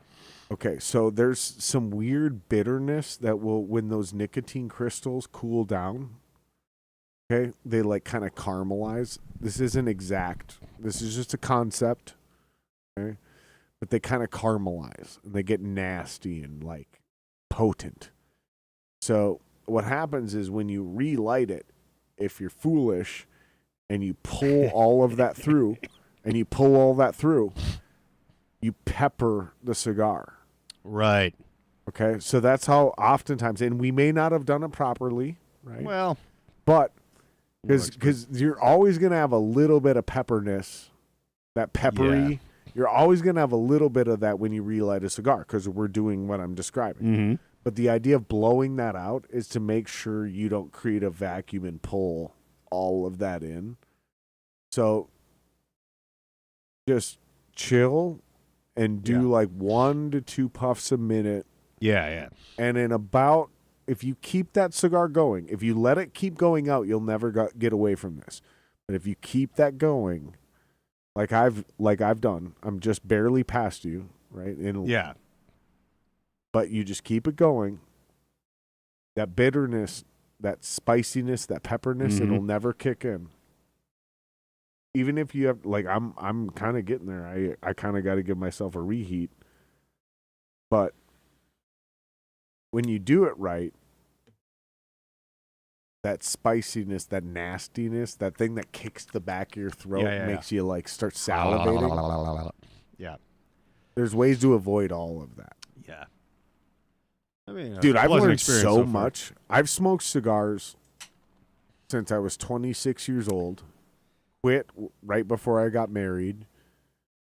Picked it back up again about 3 years ago. And I've learned so much, dude. I feel like it's like playing guitar. Yeah, well, yeah. You know, like you think you start to understand some shit, and then you hit another level of knowledge, and you go, "Oh, I'm a fucking moron." I get it. Yeah. Oh, I'm a fucking moron. I'm just now starting to get it, and then you hit the next plateau, and you're like, "Oh, I was dumb before, but now I know what I'm talking about." The only reason I say I'm giving you top 3% cigar knowledge is because I've been told I have 3% cigar knowledge. Oh, sure, yeah. Like top 3%. For sure. What the hell was I talking about? I don't know. I was just bragging about myself being a douchebag for a minute. Yeah, it's fine. Thank you for giving me my podium, sir. Well, I'm in your basement, you know. Oh, yeah, Chris. Chris Massmore. Yeah, being Chris dope Massmore, as fuck. That's what you were talking about. Chris Massmore is dope as fuck. That's a guy. And like Facebook desperately wants me to be like ad friend. And you should maybe for once, just this one time, listen to it. But I mean, would he even like me? That's all I care about is like, would I like him? Would he like me? Would we get along? I don't give a fuck if the algorithm is trying to suggest. The funniest thing you could maybe ever possibly do is when you have him come and do this, have me do it too. Would he even be willing to come do this? That's what I'm saying. Okay, like, I don't want to add him because he thinks I'm trying to get him to do the podcast. Like if I become friends with Chris Massmore someday. Did I say that right? Is it Chris Massmore? Chris Massmore, yeah. Why did I think I just made his name up? Jesus Christ. Well, I'm getting drunk. That's what the answer if he came with me and did it, he would do it, and it would be the funniest thing. I was for a little while before I kind of burned out on doing my stupid podcast. He was sort of my official co-host for like a minute, and those were the funniest ones. Like his ability to tee me up to say the worst thing I've ever said in my life, and then him like Ed McMahon like vein in his forehead, like laughing at like just the synergy that just kept ramping up and ramping up and ramping up from us doing that. There's no one else I can do that with. Like he is like a really good musical, co-conspirator, but also as far as doing shit that's funny, like secretly, like because he's a guitar player guy, like never really had any machinations on like, I'm going to be a funny podcast guy. So what's his one of the funniest people? What's his shtick though? What's his shtick though? Is he like as a musician? I just want to just kind of just boil this down because this is how my brain ticks. Right? Is he like? Is he the brilliant guitar player? Is he the songwriter guy? Is he the riff writer guy? Does he come up with the transitions? I'll say this. I can answer this for you.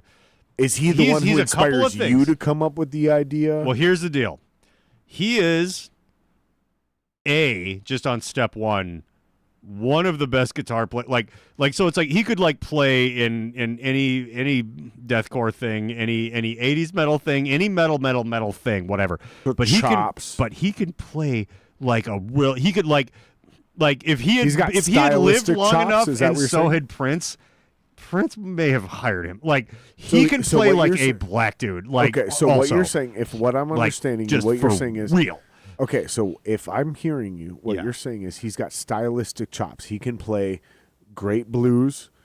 He can play great jazz. He can play great metal. Yes. Death metal, rock and roll. He will figure it out. Funk. Yep. He can play whatever and he understands, it's like if you need the gain structure and pedal thing to be that exact correct 80s Prince funk for tone, so he'll figure that out. But if you need it to be like Job for a Cowboy, he'll figure that out. Okay. You know what I mean? Like he just understands it. And he has his things that he gravitates towards in his current age and things that he gravitated towards in his younger age and whatever. But like this guy, I will never stop. I hope he does see this. I'm very lucky for all the good musicians, period, and guitar players I've worked with in like the various iterations of SMB and all this other stuff. Chris is probably the best guitar player I've ever had in my like main orbit ever out of everything. Okay. And like also one of my favorite people. Also a phenomenal glassblower. Now does he now is he again like is he the riff writer guy? So, is he the songwriter guy? Is he a arranger guy? Like I will say he is a songwriter, but for his solo project that is coming out very shortly, he did hire me to kind of do some arrangement and production on because I'm a bit more of a pop guy, and he's like, look, if I take my spaghetti and throw it at you, I know that this will come back like just the perfect. But he can sing, you know. He was like the guitar player in Blue Felix, but his own thing too. He kind of sounds a little bit like when Zakk Wylde backs up Ozzy, kind of like he's kind of got that tone to his voice or whatever like that. But it's like he's making his style of just like leather pants with your gut hanging out over it, jump kick, rock and roll stuff in this, and it's beautiful. Like, so you know, and he had me kind of help out with the so arrangement it sounds like and you're stuff. saying he's a true artist. Yeah. Oh yeah. I'm He's a very true lucky to be artist. friends with this guy, and he is one of my best friends. These are the few and far betweens, man. Like, Oh, yeah. we can identify a lot of role players, and honestly, I think I'm gonna say this ironically. I think the role players are almost more important than the true artists because Well, you can have all the true artists in the world, but if you don't have enough of the right role players, you can literally just die in obscurity. right, just So- toiling away in You see what I'm saying? blackness. Yeah. However, I'm saying the role players. I'm gonna finish my little coin that I yeah. like to flip all the time. Mm-hmm. The role players don't have a job without the true artists. They do not. So Even though all the So world it's a is just symbiotic stage relationship, and we you know what I are mean? merely players, right, performers and portrayers. I was learning to play Subdivisions on my giant synthesizer the other day, and my wife was like, "Are you playing that in the neighborhood song?" Like, yeah. In the shopping malls. But yeah, Chris is a guy who I am lucky to be friends with. That is just like, you know, the long and short of it. And we are great buddies, and we laugh ourselves till we're almost throwing up at work regularly because I'm in, you know, my office and back, and he's in the glass plug area. But come out, you know, it's like I'll be eating lunch, and they'll be taking their third dab break of the day or whatever, and I'll say some bullshit and like just, you know, it's fucking beautiful. And so like I'm helping his thing that's about to come out as the kind of pop producer guy on that, because he's like, I want this to be coherent. He's like, I want it to be kick-ass rock and roll, but I want you to help, you know, put some synthesizers on it, make the choruses as big as possible, you know, if the bridge is too long, cut it in half, do whatever you got to do, you know, blah, blah, blah, Rick Rubin that shit. And I'm like, yes. But then my ridiculous sort of Tom Waits gospel hobo blues thing that I'm doing, I'm like, yes, but I need, if there's going to be, I can play the piano, I can play the bass, I can play the drums and everything, whatever. I can't play the guitar worth shit, and I definitely can't play the guitar like you. So, like, can I have you, you know, put like a slide on, put the right exact kind of distortion, like, and just turn, like, knock it up like a notch, you know, or whatever. And he did, and it's better than I deserve. It's pretty fucking cool. So you have the ability to lean into somebody who can not only see your vision but collaborate with it, knows just and what have the to do. riffage to do it. Yep. And like, see, and that's so important. It's is so being cool. being able to understand what you're expected of. It's so important in this industry. I think too many guys try to like get too big of an ego on like what my purpose is. Yeah. You know, like, here's my ego and here's what I think my purpose is. And it's like, no, dude, you're just supposed to do this. Just do this and this and this. And, like, you're super important, but this is all I need you to do. You're not supposed to be over here doing this, this, and this. Well, that's destructive. And ego, because it's counterproductive. Ego is an important part of the conversation because, again, when I work, you need a good ego. You do. But when I work with him, it's like, you know, he's confident enough to do everything that needs to be done. But he also has the limitation of ego to be like, look, I'm going to do this a few different ways. I'm just going to send you the different versions of it, and then you just fucking cut it apart, take whatever it is out of whatever, get rid of 90%. He's like, I don't care. But just whatever you think is going to be cool, take that, and I know that you'll do it right. And when I hand him something, I'm like, just play a bunch of different versions of it. I know what he's going to do is going to be cool. And it's like I might only take half of it, and he's cool with that, and I'm cool with that. But we both know at the end of the day, as collaborative artists, like at the end of the day, all this is going to do is just make everyone's pussy wet. Like, we're not here to be like, well, but my solo was too short. Like, nope. No, it's just like, this motherfucking thing is going to make people go, yeah. Like, and that's the whole idea. And I love working with somebody like that. It's wonderful after all these years, Right. I remember doing this in one of my own songs when somebody was adding a solo. Mm-hmm. And I was like, oh, I feel like it's not ending correctly. Yeah. It's not ending correctly. And like, no matter what they did, it wasn't ending correctly. And then it hit me. And this only took like 4 takes. Yeah. I was like, oh, you're not doing anything wrong. Add 2 bars. Yep. And everyone went, what? And I went, no. Just for the sake of like, we're gonna just demo this out. This is called pre-production for a reason, guys. To resolve properly. We're fucking doing pre-production for a reason. Copy and paste this. We're not gonna go back in and re-record this. Copy and paste this. Add 2 bars. Just double that section. Play it twice. So now it's 6 bars instead of 4. Play the same thing you play exactly, but I want you to add 1 more bar because you come in 1 bar late. That's why. Finish your deal and just add a bar in the middle. Improv. And it turns out perfect. Yep. And it was like, oh. And the whole point of that is it has nothing to do with ego other than the idea of like, I know enough that this song deserves this guy to do this thing for just a little bit longer. Yeah, because the reason we're not feeling it is because we're kind of limp dicking them right now. We're kind of dick teasing. And it's not in a good way. Going all the way. Yeah. It's not in a good way. Sometimes the dick tease, leaving somebody blue balls in a song, sometimes it's very crucial. Yeah, always leave one more. But I hear what you're saying. And like, that's the thing. The right thing is the right thing. Like that's the Samuel Clemens thing, the difference between almost the right word and the right word is the difference between a lightning bug and a bolt of actual lightning. Even though it might have been 2 extra words or 2 words removed from this little phrase or whatever. Songwriting, same way. The difference between a lightning bug and a bolt of lightning is just like maybe half a measure. I don't know, And that's the thing. It just has to be right. And I've had a lot of bad experiences. This blues thing you're doing. Yeah. So what is it that like inspired you to do this very according to stereotypical John Wheeler? Yeah. What kind of inspired you or forced you to like, hey, I'm going to do this thing that makes 0 fucking sense to my vibe? Like, what possessed you? Why would you do that? Why are you such an insane person? That's a whole other podcast.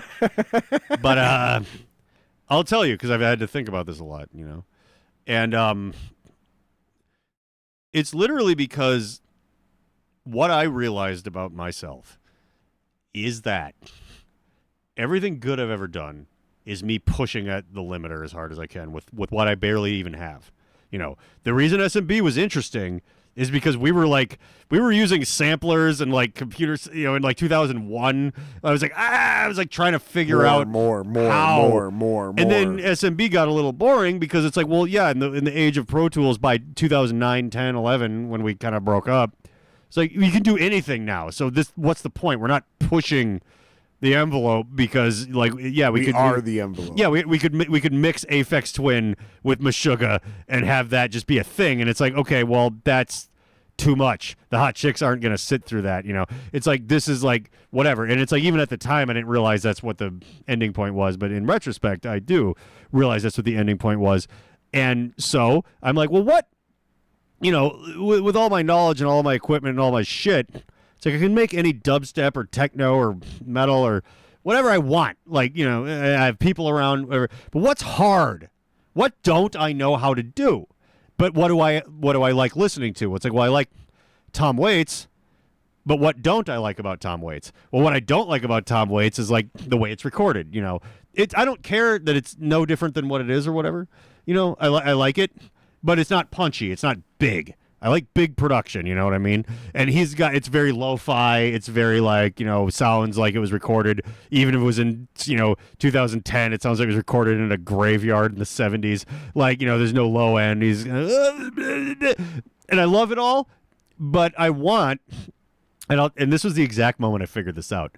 I was listening to The Pale Emperor by Marilyn Manson, that 2015 record he did, my buddy Gil drummed on or whatever, and it was a lot.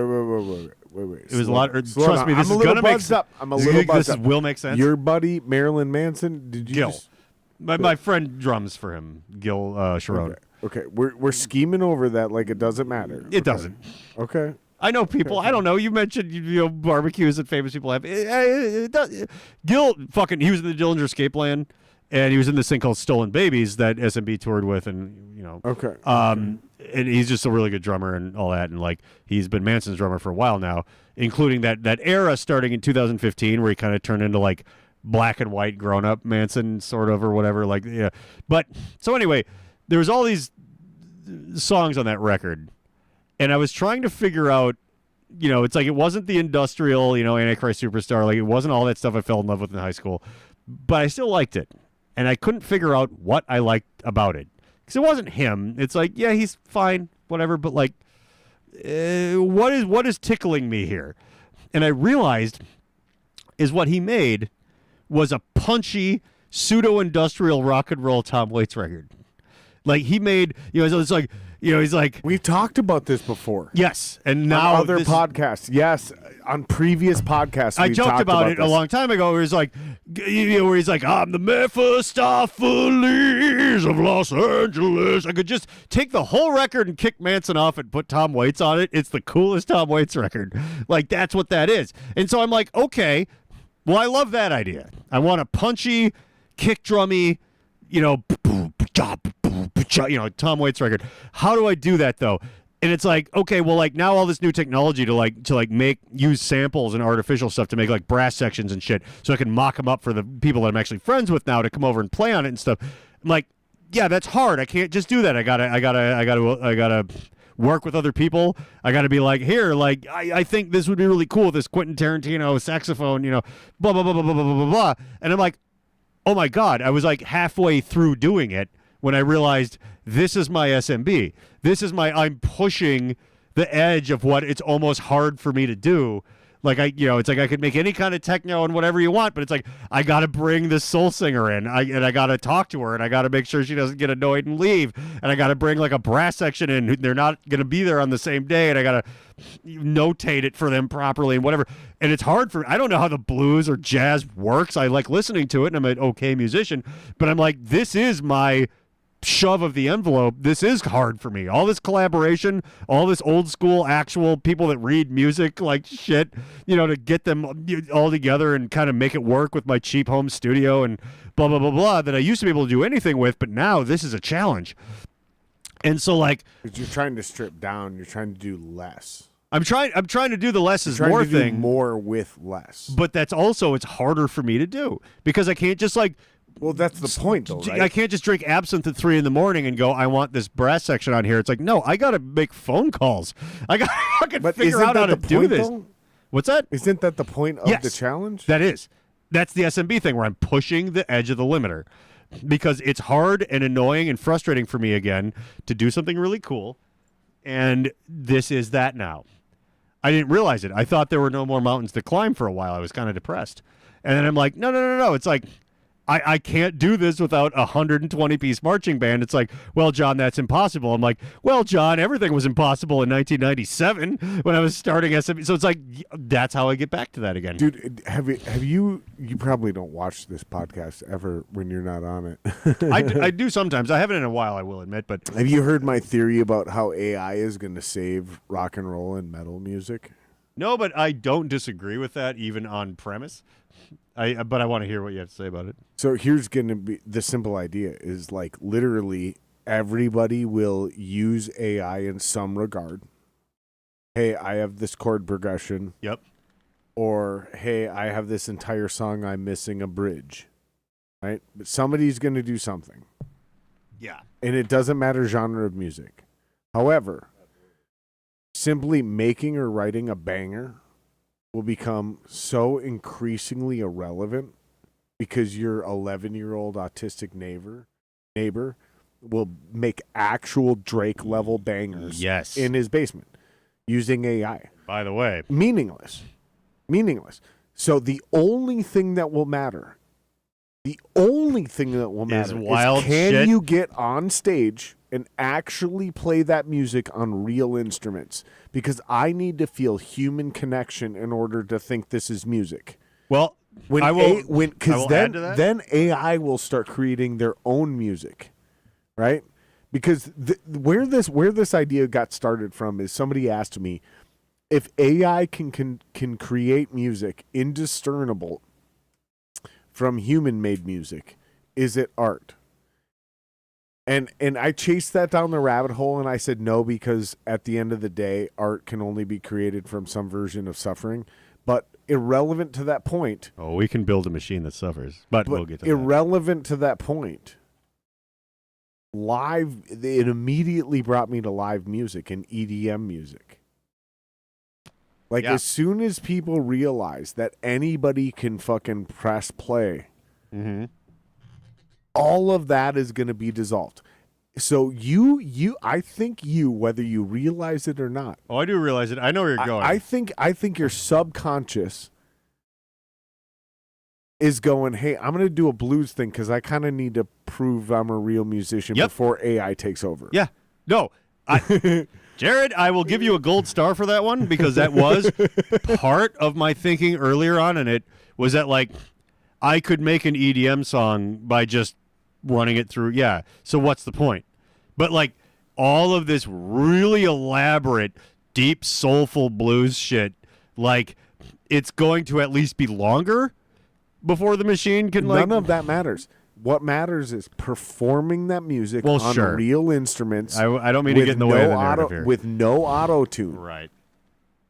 Okay? This is what's going to... I'm telling you, dude. I can feel it in my fucking bones the way I believe in God. This is how much I believe in this statement. AI is going to... The same way Netflix inadvertently destroyed the movie industry. AI is going to annihilate all electronic music. It doesn't matter what it sounds like anymore. What's going to matter is, are you putting real human beings on a real stage where I can be there, even if I put on a virtual reality headset? Yeah. Is this a real thing that you're really doing on your real instruments? Yeah. That's what's going to matter, because human beings will never let go of that. And I think rock music and heavy metal music are the most organic version of all. Pop will always find a way. Yes. Hip-hop will find a way. But I'm telling you, the ironic result of AI being involved with music will be people going, yeah, I want to go see real musicians play real instruments. And the people who are most dedicated to that are heavy rock, heavy metal, and regular rock. Yeah. Those are the people who dedicate their life to playing drums and to playing guitar. Like, I'm telling you, because everybody will still use AI. We're still going to use AI. Oh, sure. Even those same musicians. Probably. Like, everybody will use AI. We're not talking about AI versus no AI. I'm not saying that. I'm saying everybody will use AI, but the people who will reign supreme are going to be the people who can actually execute that shit on stage, which will be rock and metal. Yeah. Those will be the most impressive musicians on the stage. Or, cool rock and roll blues with brass sections and backup singers and everything. Insert your main character now. But that was the thing. I even recording. You saw this coming. Well, it was organic for me. You know, live or not, I was like, I need to do something that challenges me that I can't just like, because I'm a lazy asshole, you know. If I could push a button and have AI make an album so cool that like 100 million women want to suck my dick, I'm gonna push the suck my dick button. Like, yeah, of course. But it's like, if I want my itch scratched where I need to transcend my baser instincts or whatever and actually still be a musician, I was like, I have to do something that's so fucking complicated and hard that still has, and you'll listen to it and you'll like it or you won't or whatever. We'll play it. But like the creation of which is just me, you know, arranging all the heretofore mentioned shit, you know, where it's like I gotta find people that can play the saxophone and da da da da da, you know, or whatever. And you know, that's the challenge, because it's like I know I'm pretty handy with AI and stuff, so it's like I'm like, I know that I could kind of like wank this and just make something kind of cool for me to sing over, or maybe even have someone else sing over that's not even real or whatever. But I'm like, okay, well then how do I get past that where this is hard again? And I don't even really care about the end user experience. Like, I think it would be really cool to take this stuff that I've created, and you know, Chris was like, you know, pledged his allegiance to be like, if you do this, and it's like we're doing it at the Dakota Jazz Club instead of like, you know, some metal dump or whatever. Right. He's like, I'm 100,000,000% there. It's like Sky from Foxy Shazam's like, you know, like, you want a piano player to do this live unless you want to do it while you sing. And I'm like, can I do this while I sing? I recorded everything separately. I don't even know, but he's like, bro, like, you know, I could Blues Brothers this shit together with kind of a really awesome fucking lineup. You know, maybe an old SMB drummer that's like top notch, like, hey, yeah, hell yeah, you know, whatever. Like, yeah, to make it very organic and human and real is like, yeah, it's gotten so easy that not only do we have every possible plug-in, home studio thing and whatever, we also have AI. So it's like, you know, if I wanted to be like a dubstep guy, it's like, it's too easy. You know, even guys that I like Ray Volp and stuff, where it's like, I want to hear that beat, like, ba-da-da, okay. You know, that shit's dope as fuck, but it's like, I'm not going to get into doing that because you can almost do that at the push of a button at this point, you know. But whereas, like, no, this has, like, brass and, like, people and, like, acoustic guitars and, like, all this weird stuff. And to do it live would require 12 people that I have the charisma and connections to wrangle together. It'd be like a real moment where, like, Prince's ghost joins us on stage. Oh, you know what I mean, though? Yeah. The real, you feel it deep in your guts a little bit, as pretentious as I am, and you might be. But to let that go and be like, yeah, we just all felt something really warm. We're gonna invoke that the day. Spirit. Yeah. Like, and it's like, how often does that really happen? It's like, it does happen, but it's like, as much as it does happen, I want to be a part of that number when the saints go over there. No, that's what I want. You know, it's interesting too, because I think you might actually be able to pull it off. Because what is that place? 1,200? Yeah. And they're very more likely than a place like First Avenue to be like, well, how many people can you draw? They're a little bit more on that old school 70s kind of like, is this beautiful? All right, we'll give you a chance on a Thursday night. You know what I mean? That old school music thing that doesn't exist anymore. Like, they're a little more like that, where it's they like, also want to see a business plan. Oh, they do. And they want to know, Dockendorf would call it a performa. Will their existing crowd and their existing cred meld with what you're doing? And if it's fucking cool, they'll go the extra mile to meet you in the middle a little bit to make it happen. And I love that. And that's not a thing that you or I have ever experienced. Everyone was like, fuck you, kid. How many tickets could you could play right before doors open to the sound guy as long as you sell 200 tickets because Bobby Olson. Yeah, whatever. Like, fuck that. Like, I get it. That's business. Cool. Yeah, but it's like, yeah. I want a real Roadhouse bar. Let me be Tim Dillon here for a second. I want a dirty blues club. I want prostitutes getting slapped in the face and the back. I want a stabbing because they offered you $800 and they only gave you $7. Like, I want the owner of that place and Prince to be in a fucking fist fight where Michael Jackson kicks him in the balls. Like, yeah, but that's... Somebody's getting arrested in the alley for getting their dick sucked. Yes, and that probably will be me. And usually I got away with it, but for once I would like to face some repercussions, so for goddamn every once in a while I can actually feel something. But yeah, that's kind of the deal. That real, in Back to the Future 2, when it's like, I don't want to deal with a bunch of reefer addicts. I want to be those guys in that car. We just gotta here's what we gotta do, man. It's as simple as this, dude.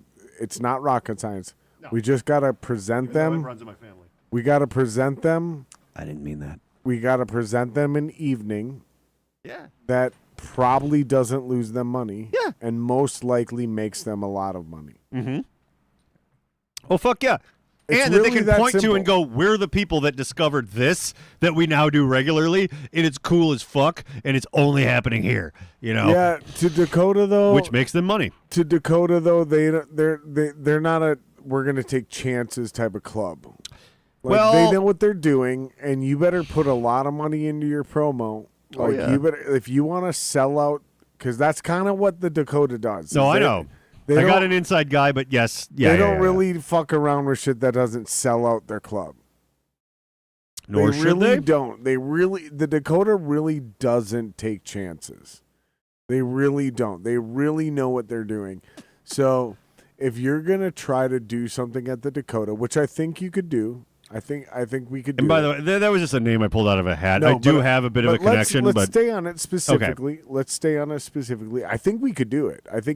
But we would have to build a real promotional. You would have to spend several $1,000s. That's fine. On advertising and promotions in a perfectly coordinated way. Yeah. Over at least 30 days. Maybe 45 to 60. I would say 60. Yeah. And I think if you did this perfectly coordinated, I think you could sell that place out for this idea. I think you could do it. And I would definitely help you. Well, that would be cool. Because we talked about this before we started the podcast. Like, I would definitely build that for you. Like, that'd be dope as hell. It's got to be, dude, but I'm talking surgeon level, highly precise. Sure. Zero fuckery. That we're not winging it. No. We're not, like, I'm not willing to do that. I'm not even willing I'm not willing to contribute an ounce of energy if I get any willy-nilly vibe. Bring that back up. What did that just Jason, say? What did that say? Oh, shit. Shout out to fucking Matt from Stereo Sympathy. I think this dude really earned that wannabe stand-up comic moniker from the bio. Oh, dude, I copied your original bio that you sent me from your website, dude. Because I'm not actually funny because you're a Trump-supporting dipshit. Yeah, whatever. If you would just give things their own, like, sort of like, agree with me or not. Shout out to Matt. Shout out. Yeah. By the way, that's one of those guys that would I never bust your balls about that no, shit every that's time fine you're on the too. But like podcast. that guy would never say that in front. He'd be like, "I like your band," and it's like, yeah, because you don't want me to lift you up like in Terminator 1. Like, but I wouldn't. That doesn't matter. But like, people are just so. Everyone has a plan until they get punched in the face. But I'm not funny. You're correct. Guy on the internet who might be 13 or 47 and depressing that I would Honestly, mistake you for 13. I think you're funny most of the time. Well, I think I'm funny none of the time. I just like to hear myself talk. But this is what I told Greg Mook. Man. This is what I told Greg Mook when he booked these big festival-style shows, Quest for Mayhem style, 2 stages. Yes. Honestly. In this foul year of our Lord, 2025, where I saw you again for the first time in a while, by the way. Yeah. At that Skyway thing. These are huge risks. Oh, yeah. And the men who take huge risks deserve huge rewards. However, if they win, the men who take huge risks suffer huge consequences. They do. So, when you have the balls to take huge risks, going out there in public, trying to be funny, trying to put on big shows, trying to do anything, trying to take your band and put it in front of people, and if you fuck up, bro, I'm not mocking you for that, dog. That takes huge balls, bro. Yeah. And I don't give a fuck. And when it works, I'm going to be the first one to be like, you fucking did it, bro. Oh, yeah. Because it takes huge. And I don't care if you're in a death metal band. I don't care if you're in a fucking pop punk band. Right. I don't care if you're a stand-up comedian who makes weird liberal jokes. If you figure out a way to make it work, you know, or if you're a fucking conservative, fucking doing weird right-wing fucking political commentary, I don't give a fuck. Yeah. If you figure out a way to take your thing in public and make it work and make it profitable, bro, not only the balls you had, but the savvy you had, dude. Like, I got respect for all those people. Yeah, me too. Unless you're an actual communist, and then you guys can go fuck it. But those people are few and far between. Most people are posing as communists. Most people don't even know what that means, Yeah. particularly podcast hosts. Yeah, exactly. You're right. Exactly. Because actual communism is a very evil thing that is honestly the same way terrorism is You hear thrown that, Fox around. News? You should pick us up. The same way terrorism is thrown around too loosely, Yes. communism is thrown. Yeah. Because these are extreme evils. Oh, yeah. And we are way too willing to be like, I feel like hey, when Hunter Thompson took that adrenochrome, it's like, it's tell me hitting you now. more about It's that. hitting you now. I'll say it straight. Your energized crate played out leather jacket. It's cold and raining out, you fucking penis. I don't know what to tell you. Dude, Matt's roasting you right now. Yeah, John? but it'd be really awesome if you didn't suck at it. Like, you know, it's like I want someone to like pick apart. He's like, well, what about that shirt you're wearing, you faggot? Like, yeah. Oh, I can't. Here, post a picture of you fucking herpy. I'd love to see that. And I don't even care. Like, I want people to make fun of me, but do better. God damn, man. Like, I've been made fun of by the best. The people who have roasted me the hardest are like hot punk rock girls that have like sucked my dick, which I'm guessing no one's lining up for. You know, I'm not. But like, you know, I'm just like, be like, oh, fuck you. You think you're so funny? Ha ha ha. Oh, I'm going to throw this beer at you. Oh, I'm a tough bitch. Oh, let's hang. Oh, it's bar closed. It's like, this guy's not going to suck my dick. So like, why would I care? I feel like I've busted your balls pretty good. Yeah. I feel like that's one of the Well, rare. I have three. I feel like that's one of the rare things you respect me about, though. Is like, okay, let's actually. I'm gonna say something. Okay, wait. Bust my balls about like a real thing that I need to learn that like is fucked up in my wealthy, famous body count like Chairman Mao, but now happily married life. Okay, like, here's what it find is. something. Is it that I live in your neighborhood? Here's what it is. Is that this is something that I didn't realize you identified first. It's something that I kind of coined and started running with later, but I realized later you had put this in my subconscious. You called yourself kind of a little mini cult leader.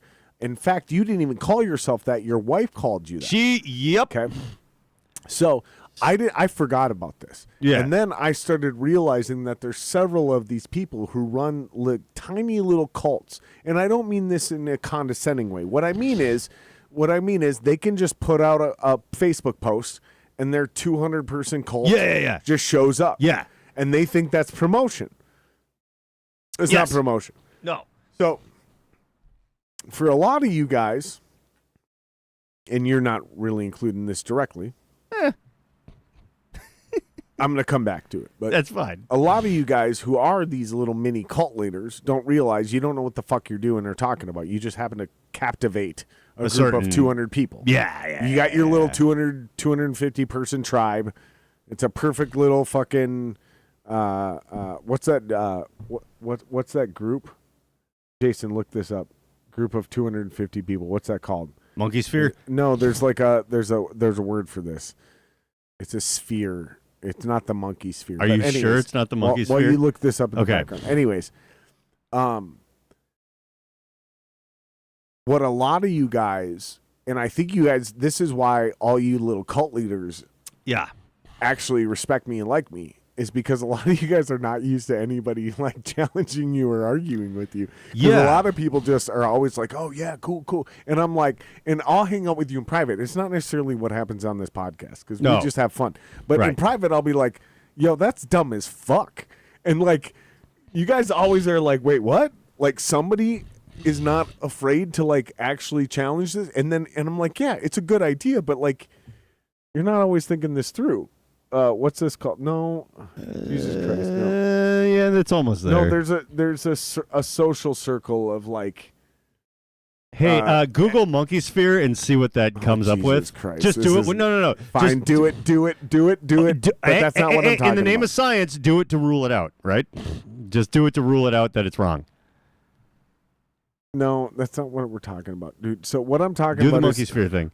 every person knows 250 people. Yeah.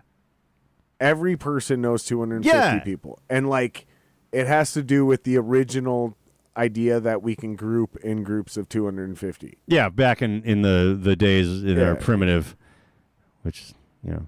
Anyways, so I think that's why you respect me, because I'll be like, John, that's dumb.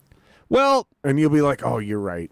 Okay, well, you know what? And then you'll refine that idea and immediately go to a good idea. But there's not a lot of people. Your wife is definitely one of them, Oh, which is why you married her. Yes, it is. Right? And Yeah. like guys like you that are super charismatic, super successful, you very few people are willing to be like, dude, no, stop. That's dumb. And I'm lucky enough to have a lot of people like that in my life. And I go, you're right. That is dumb. Thank you. And immediately we abandon the bad idea and we move on to a better version of I that think idea. I think the reason It's that super important. things have worked out for me, though, But is I think that that's one of the reasons you everybody. respect me. That's what I was starting with. Yes, that's and I what meant respect you with for that. But if I may add, Because I do not kiss your fucking ass. No, you don't. Even But here's with the all thing. your crazy bullshit. Nobody does. I'm like, no. Get out of here, John. No. No. 150 people. Okay, that's not We're 250 not though, talking right? about the monkeys. Jesus All right. Christ. But I've experienced a shit ton in my life. Everybody thinks they're the first person to shut me down. You know what I mean? Like all these chicks, like all these people, just like, I know everyone kisses your ass, but I'm gonna give you a little taste of. And it's like, bitch. You can't take me down a peg. I'm on the floor. Like everybody shits all over me, and that is exactly why everything works for me. Is because I'm like, okay, so this is garbage, and this is on the floor, or whatever. It's like everybody thinks that they're the one. Not saying you're not, but they're the one to go like, everyone wants to suck your dick, but I got news for you, Buster. I'll only that's suck. closer. Gerard's Law. That's closer. Yeah, that That's looks about closer. right. That's closer. That's closer. But yeah, there's like this big thing where everyone's like the fucking, genius posting on there from his mom's basement is like, oh, hey, I know everyone thinks you're really cool, but guess what? I think you're stupid. Oh, you've never experienced that before. And it's like, my parents, everybody tells me I'm a failure. Like, it's just all, I'm like, yeah, like, I get it. The only reason I've done anything cool is because literally everyone is the stream going against me as I swim up it. Like, that's the thing. It's like, and you do it in a more articulate way. That's the important thing. Well, and here's the thing. That's why I love you and respect you so much, is because you don't give a fuck. No. Like, you do all the rebellious things, and sometimes you do it. Sometimes you do it calculated because you go, this is what the current is, I'm going against it. Sure. Other times you do it though, and this is where I resonate with you, and this is why I'm friends with you. Yeah. Is because, and like I said, we may not be like deep friends or best friends, but like we're buddies. we We're go buddies, back. man. Yeah. We're buddies, dude. Especially through this podcast, like I've really gotten to know you, like deeply in your character. And like a lot of times what you do is just passionate and what you want to do in your heart. And you have this beautiful, chaotic, artistic soul. So whether it comes across as authentic or unauthentic, it doesn't matter. It's what you're doing at that moment. And that's what takes the balls to do, is to just do the thing. Yeah. And that's why I continue to fuck with you, is because whether I like what you're doing at the moment or not is irrelevant. What I like is the vision and the passion and the balls to be like, I'm going to put myself out there in public, and I'm going to continue to do the crazy thing, from going on to TikTok and creating wild videos to creating a blues band as AI is taking over. Yeah. Like, you're always going to do the thing that, and it doesn't really matter what somebody else's math is. Somebody else might do the math is going, oh, he's just doing counterculture. Yeah. Well, maybe, but his math says he was doing this 2 years before you realized it was counterculture, which is what I kind of think you're doing. And this is why I kind of said this earlier and why I set this up this way. So, Jason, did you pull anything up? Did you send him anything? No. Should I? Well, you said during the next break, so I kind of fell off. Because I got to piss again. So, Oh, yeah. Go ahead and. I'm going to take a leak. While we're doing this, send it to either my email or send it to. Which email? I'm going to do it right now. What are you sending? A Dropbox? Just the song. Or it's an MP3. Will that work? What would be the easiest way to send it? I mean, there's like probably a million ways to skin this cat, you know. But well, I'm just thinking Google Drive, Dropbox. Right. It depends on which way you do it. Most of the time, if you send an MP3, it's too big. Yeah, if it's just one. Yeah, I mean, or it'll take an hour. So I'm just thinking about this. Or do your Just are send you it- an iPhone guy or no? Just send it to the. I don't want to say it out loud. Just send it to the email that Okay. you know the one, Do I? Wait, what is it? Or don't? I mean, the production company one. would it be the name of the? No, Okay. the one you responded to. The I don't know. Hang on. If I put in the, will it start? no, it won't.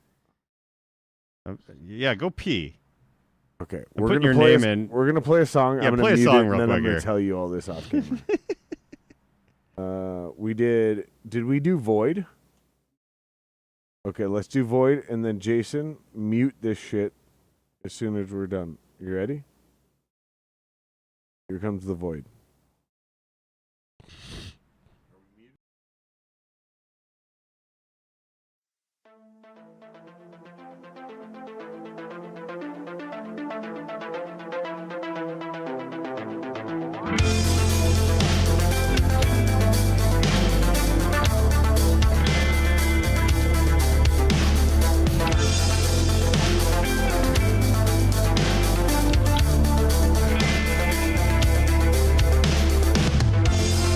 Wasn't enough to be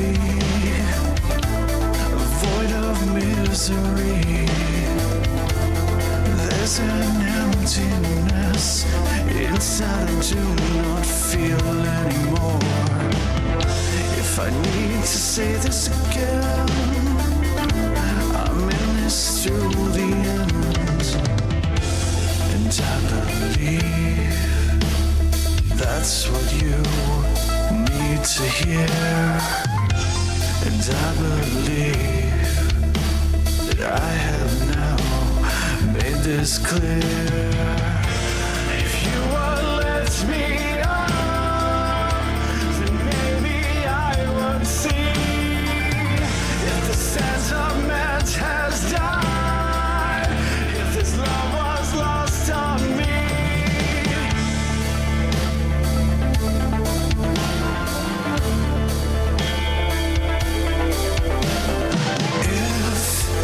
This ever really happened at all.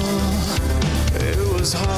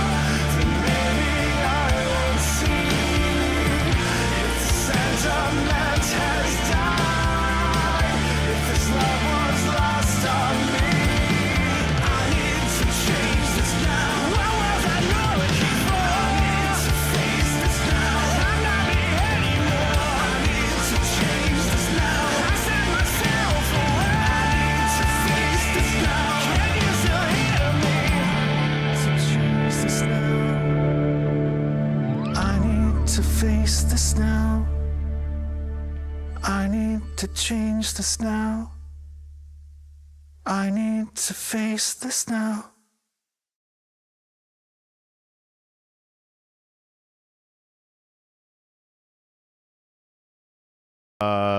Empty Promised Land, I think. Unmuted? Okay, we're good.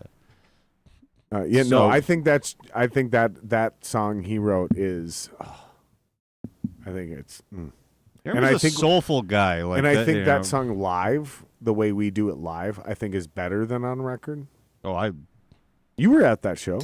I was. We played that song at the show. And I was there a think- little later. I didn't realize it was an all ages thing that started like way earlier, so I showed up at like 7:30, being like, "I'm early." It turns out I so was you missed us. I was late. Yeah, You yeah, son of a bitch. yeah. Classic. Well, it was like I'm like downtown. I'm like Classic John Wheeler. I don't showing assume- up classically rock star late. Well, yeah. Well, I don't assume anything is all ages anymore. I'm like, well, right, like because like Well, We're- COVID bumped all shows regardless of their age limit. Everything's early now. is that a thing? Yeah, we're doing a 21 plus show with Heed the Warning. You ever heard of those guys? Yes, I have. So we're playing direct support for Heed the Warning, June 6th, Day Block Brewery. It's their EP release show. Starts at 6. Damn. Yeah, that's wild. That's just how it works now. That's how it kind of goes now. yeah. And I'm out of the loop. You know, I will absolutely admit that. The pandemic happened and nobody wants to go on at midnight. Yeah. Good for them. Because those things Is it suck. that? Is it that? Yeah, because guess what? I mean, The that cops does suck show up because li- I'm That's old. when the cops show up. I'm 44. Like I'm not here to like I might have to work in the morning. You know what I mean? I'm not here to rock and roll all night and party every day. It's every other day. And then I'm sometimes so fucking excited for this Heed the Warning show, dude. well that is great. We're doing some cool shit, dude. We're doing Heed the Warning June 6th. We're playing with the Failsafe, Via. Failsafe, Via. And- Failsafe and Via are both bands that played with my Zero, my weird vanity When project. they were new. Yeah, like way younger, and like we had good times. Like honestly, those guys. were Good guys. good guys for us to play with.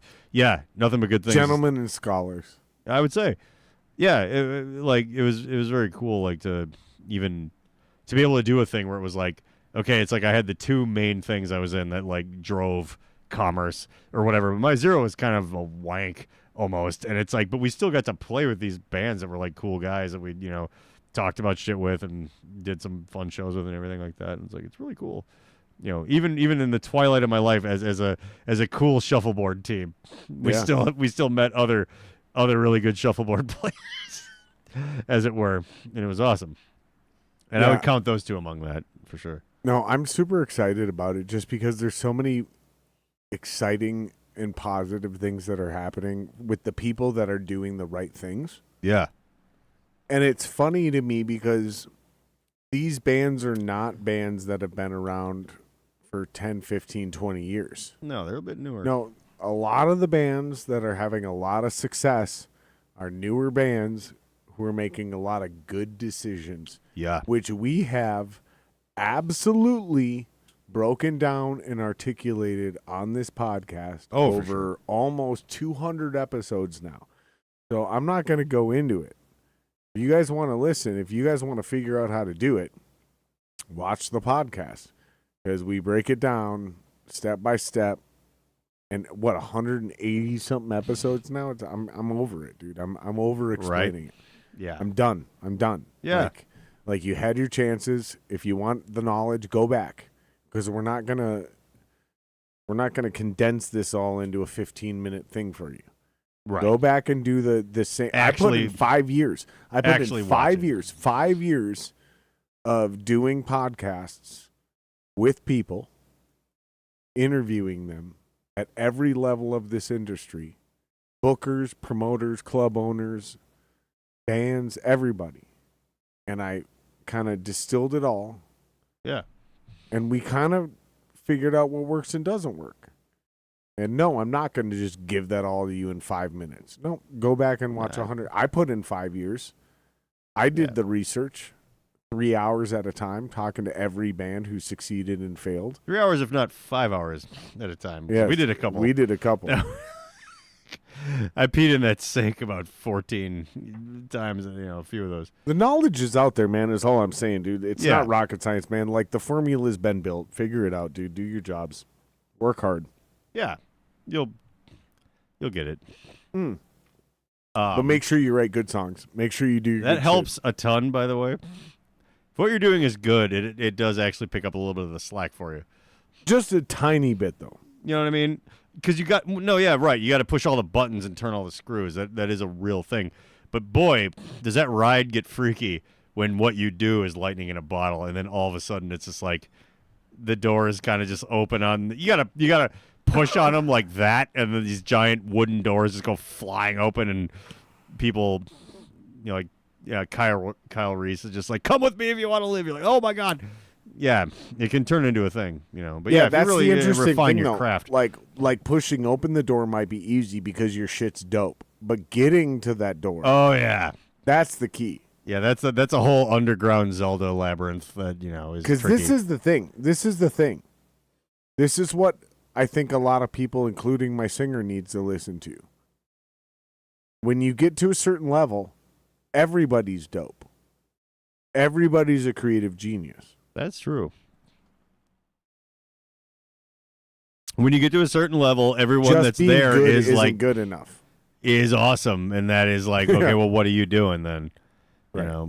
Yeah, Then it goes back to the same thing that got you there. Work ethic. yeah. You better actually put the fucking real work in, because that's the only thing that will outpace talent alone. And that's the key. Will it outpace Talent alone will get you a certain level, but work ethic plus talent will always outpace talent alone. Can you work hard enough with no talent to outpace talent? I don't believe To a you. certain level, yes, 100%. I've watched it happen 1,000 times. Okay. I've watched thousands of talented musicians do absolutely fuck all with their music career by just simply a guy who outworks them. Absolutely. Yeah. Now, what I'm actually saying is talent plus work ethic will always outpace talent alone. Yes, I'll agree with that. I'll drink to that. That's a real thing. Cheers. Cheers to that. Yeah, so So just being talented is dope, but being talented and having work ethic is going to fucking really, really make you go somewhere. that's the interesting thing. This record that I'm making it for me. Yeah, let's get back to this blues thing. Yeah. I wanted to talk about Europe, but let's talk about this blues thing. They're a little bit interconnected, actually, but the record that I'm working on, like, I'm coming from a place of like I am making it for me, not as a hustle, not as a grind, like whatever. But if it turns out, and most of it has, in a way where I'm like, okay, like, well, I think it deserves, a push. It deserves to be like not just like a goof. It's like, okay, well, like, we did this and it's really neat. So then, how shall I grind upon it or like whatever. But I think the important thing about it really is that, the genesis is me just doing it for the sake of doing it, and then ... and then like, okay, well, once it's done, we can start scheming and dreaming and doing all the crazy shit or whatever. But it does not come from a place of scheming and dreaming. It comes from a place of like, I just want it to exist because I feel like that it's cool. Like, I work on plenty of shit in my back office that my wife's, whose musical taste is very dialed in, will be like, what the fuck is this? And everything I've done with that is her being like, hey, are you ever going to like do this? Because you should do this, whatever this giant, is this something are you working on this for something else? Is somebody paying you? Is this just you? Okay, like, well, then, blah, blah, blah. Like, so, but I'm letting it be that at the back half of that, where it's like, like I'm not like sitting here conjuring it up just to try to be like, oh, this will get me out of the rat race. I think that's the wrong way to do things anyway. I think it's best to just do it for yourself first, and then if people start going, hey, this well, is let's play cool. this. Yeah, We got it. do we queued have up. it? Yeah, so this should be yeah. Empty Promised Land. Jason. Now I heard it kick in the overheads, right?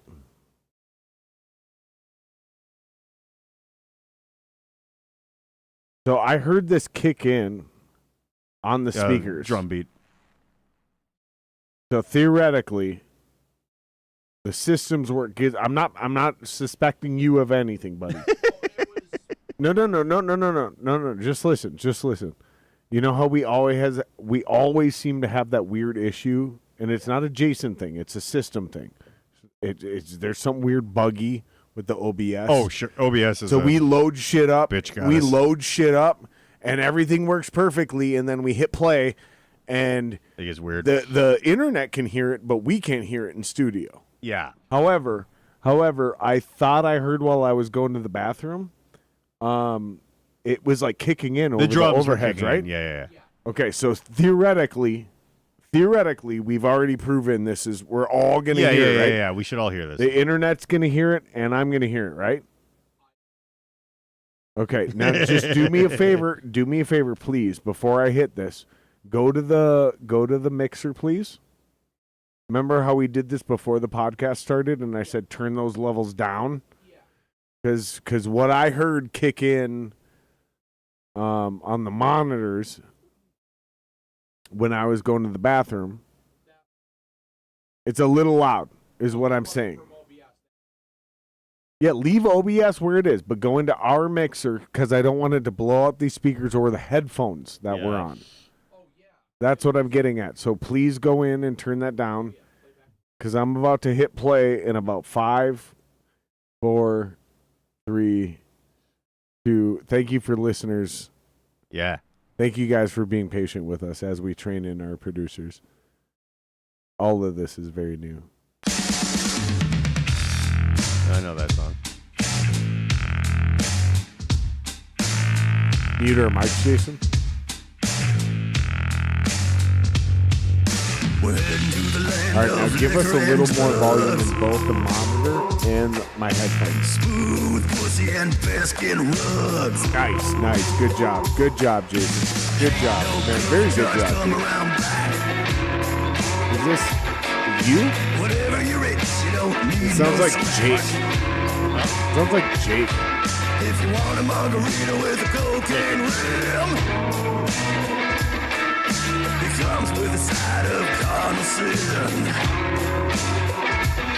Which I do got to tell you off air, I was very disappointed with I told you that after. They punch a ticket in the grave.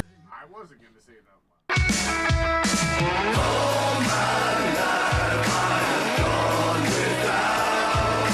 Something to hold in my own broken hands. All I've got left is my place in the empty promised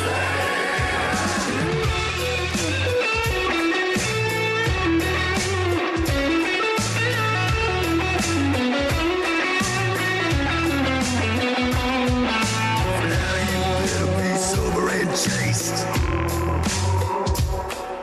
I hate to see your body go to waste.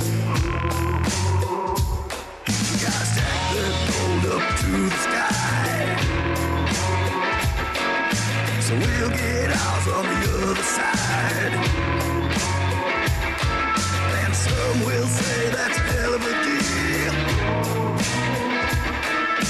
The only catch is it ain't real. 70 virgin streets of gold. Well, that's the biggest lie that's ever been told. All my life I've gone without something to hold in my own broken hands. All I've got left is my place in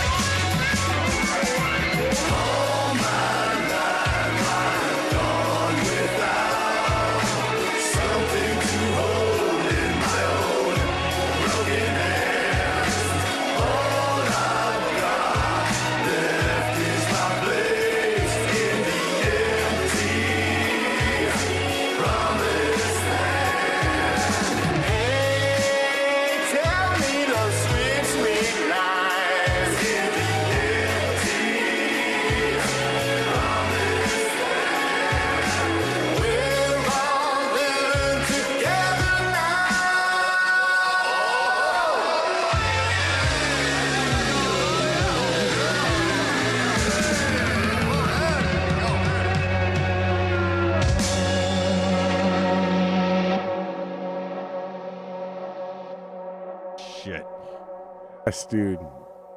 Yes, dude. That is And- fucking. This is good music you're making right now. I have like 20 of these, but I gotta pick 10. No, you don't. And well, or yeah, you actually have a point. No, you don't.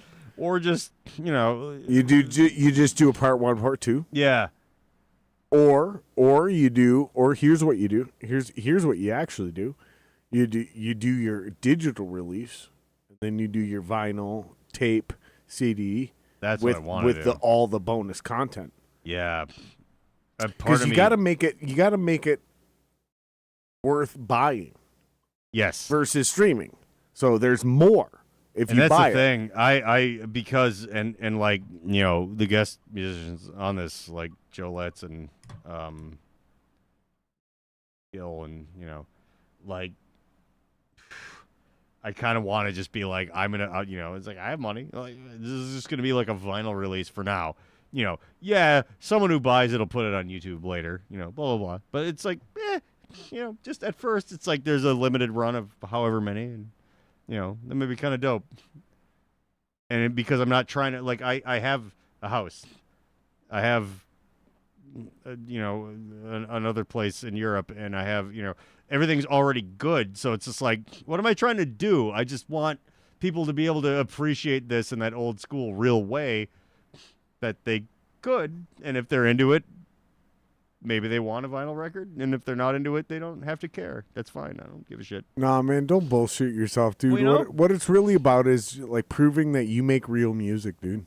Well, yeah, and that is the thing. The And AI do you thing, wanna you consume were it? dead on the money with the AI thing, where I was like, I like EDM could so easily be faked. Where it's like, oh, here's a hot chick, here's a techno beat, blah blah blah, Pull that mic over. blah blah blah, yeah. But like, I wanted to do something where it's like, hey, at least for the next 5 years or so until they figure it out, this would be kind of tough to do with the X's like real ass goddamn fucking sweet guitar solo licks and brass and Hammond organ stuff and all of that. Like, for right now, at least, this would be tough to recreate. And so, as John Connor, that is what I will do against Skynet. You know what I mean? Like, that is what I hope. For that. And it's like, at a certain point, yeah, sure, anything that we do ever might be co-opted, but for now, John, that song was so good, dude. Not only was it something I was vibing to, but John, that song could be a fucking TV show soundtrack. Like you could send that off into space and be like, here's what humans do. and they'd be like, John, this is John, pretty John, sweet. what you're doing with this thing, dude, is really good, man. Well, thank you. It's really incredible, dude. It's probably the thing I've resonated with the most that you've created, and I've respected everything you've done. Like I've never kissed your ass. no. But like Yeah. I've known what you've done is good, and you sent me some demos, and I Oh, sure. I told you a couple of times I was like, start over. Oh yeah. Well, because Start over. I make music literally like every day after work, and I'm like, if you go like, what are you doing right now? I'm like, here, But this is good. or whatever. But this is This something I is finally, really good. yeah, like kind of fixated on a bit more. This is really good, John. John, you're doing something really good. What you're doing with this thing is extremely artistic in all the best ways, John. Yeah. So keep doing this. I'm excited Man, about it.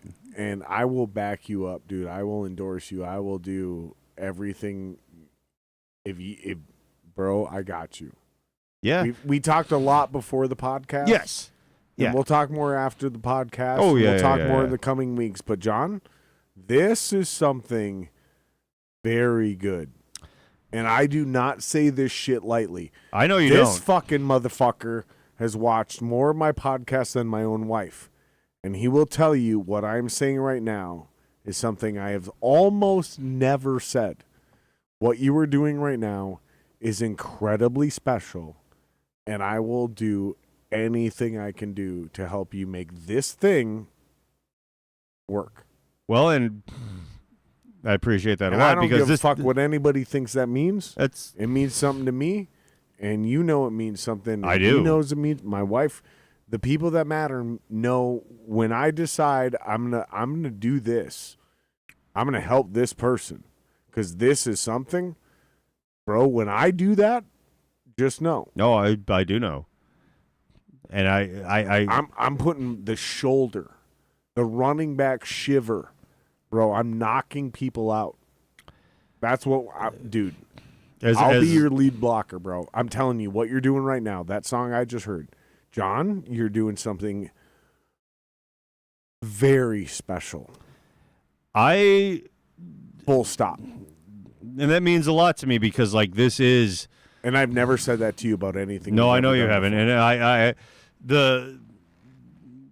this project is the thing that I am sort of hanging my hat on, right now. Like, I'm like I work for other people sometimes, it's just like, oh, can you arrange this thing? And da-da-da. But like this, I get a little bit like squirrely with like, oh, maybe I could do this, maybe I could do that. But it's like this thing. Oh, and again, yeah. I'm like, this is what I'm like way into doing right now. And I've been on it. And that's why there's like 20 more of those, where I'm like, some of them don't have bridges, some of them don't have, outro, but like it is why it's like kind of where I've decided to like put my foot down, what be are like, you naming I think this project? Old Man Wheeler and the Bums. No, you got to fix that. Are you No, sure? Yeah. Are you sure? No, that's because the bullshit. reaction to that's been pretty good. No, that's bullshit, dude. What do you want then? Come on. I don't know, but your what you just called yourself discounts it.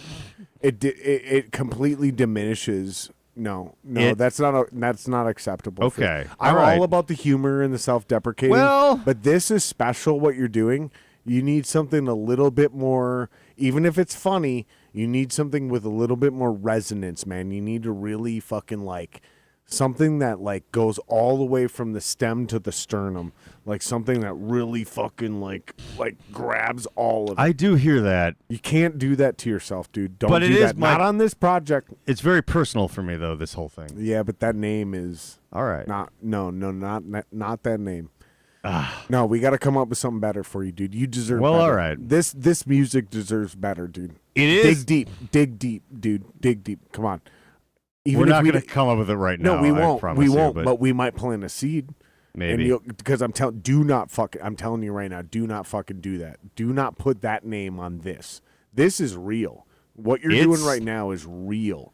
That name is bullshit. Maybe. Don't name real with bullshit. Don't do that. Well, okay. It's funny and you're hilarious. And I love you or not. and I respect you. But no, what you're doing is super special, dude. Please do not, for the love of God, diminish what you're doing by calling it whatever the fuck you just said in the Bums. No. And although that was like the first thing when Old Man Wheeler and the Bums. No. You see, here's what I'm saying. This dude was just hating. John, listen to me. Look me into my fucking eyeballs. Stop reading. John, look at me. John, is this who we're going to listen to? John, look at me in my eyeballs. That dude was just hating on you a moment And ago. he was, and good for However, him. your music is so fucking good that dude just turned around and went, yeah, that name's not good enough. Yep. That's what. Okay, you know what? I imagine what do just hear happened. you. I hear you Do you on see what that. I'm saying? Yeah. That dude was just shitting on you.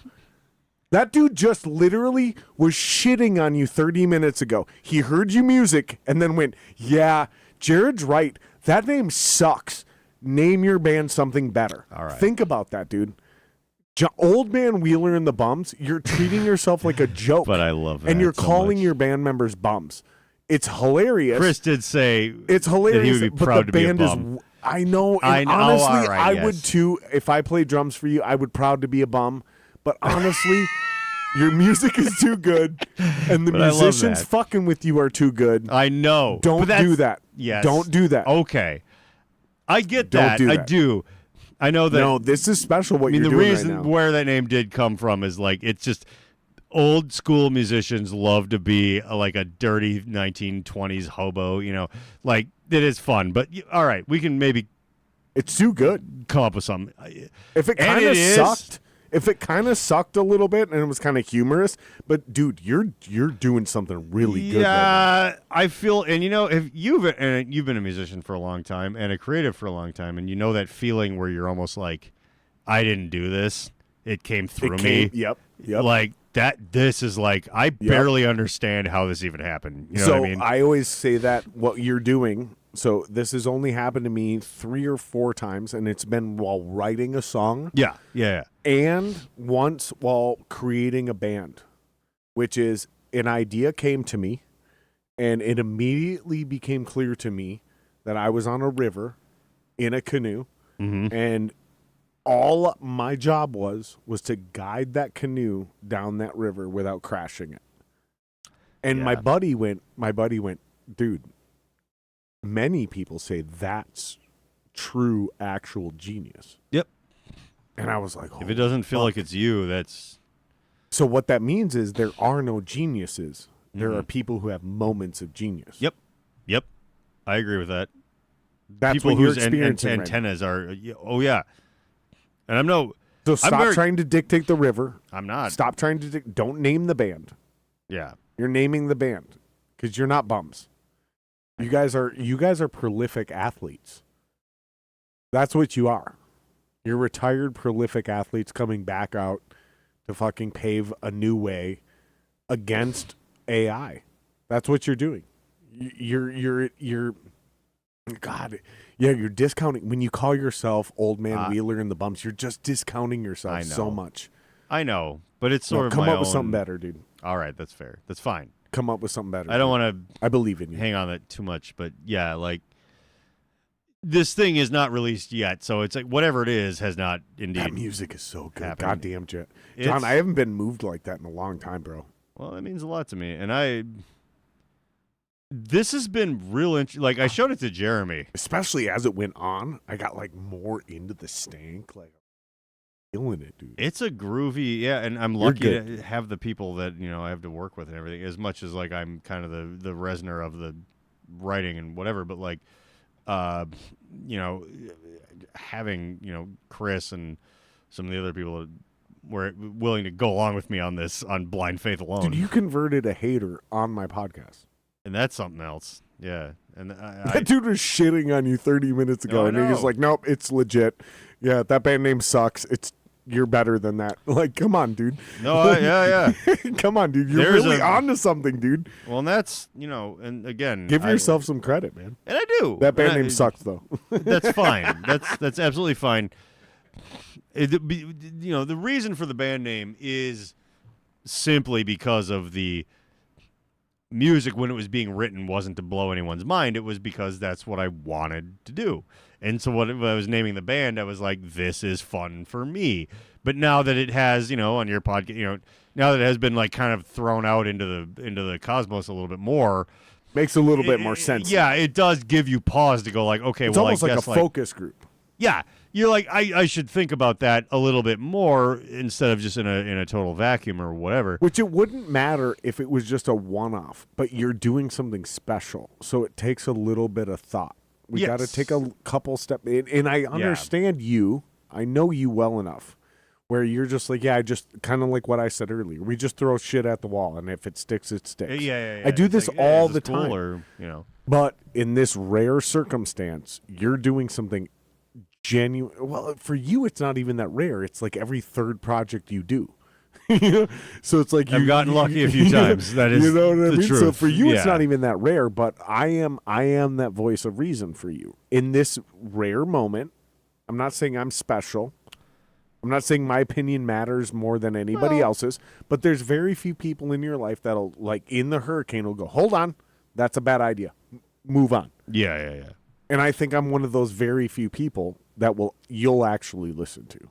Your wife is one of them. Yes, which helps a lot from the ground floor up, But yes, Yeah, I think you got like 3 or 4, maybe 5 or 6 friends like that.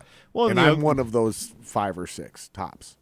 and just you, like, and you, hey, and you man, no- certainly are, and it's like Chris. idea, Chris bad is idea. one of them, where it's very nice that a guy that I work with will be like, okay, but this is like, I'll go along with it, but I don't give a fuck, or whatever. But like And anything you're one of those where people he's for me, like, too. hey, and I'm like, hey, And I just want to say this. You're one of those people for me too, where don't get me wrong, you're not going to invite me to your fucking 10th wedding anniversary in fucking Barbados, Oh. right? It'll like be a we're while not before in we that get there, but we're yeah, not yeah, in that circle, Sure. right? But there's a deep amount of respect where I will send you a track and you will send me something and you will go, hey man, I like this, I don't like that. Here's what people Right. might think, blah blah blah blah blah. Right. I'm a little shorter, straight to the point, but Yeah, there's I'm a little bit spec- loquacious. there's a genuine respect that we have for each other. True. Yes. And there's very few people we both have in our lives that will do that and be like, hey man, you have something really special here. But that one thing you're doing, and that's my hill I'm gonna die on, is that name. That band name. That's fine. Is The atrocious. band name is just kind of me. Don't do This that. thing is not. This thing is I'll not. die on this hill. This thing is not real yet. You know what I mean? It's a working title for this idea that I had. Where it's like I said, where I listen to, and you can probably hear it with your refined ear in that song, where I was going like, hey, this one Marilyn Manson record, what if that was the coolest Tom Waits record ever? Blah blah blah. Like, that's all I'm trying to do or whatever. And it's like, so it's like, if you're like, on that. Dude, see, you just turned this dude from a hater to somebody who wants to hear more. There is, I sent another one, I think. Did you? Yeah.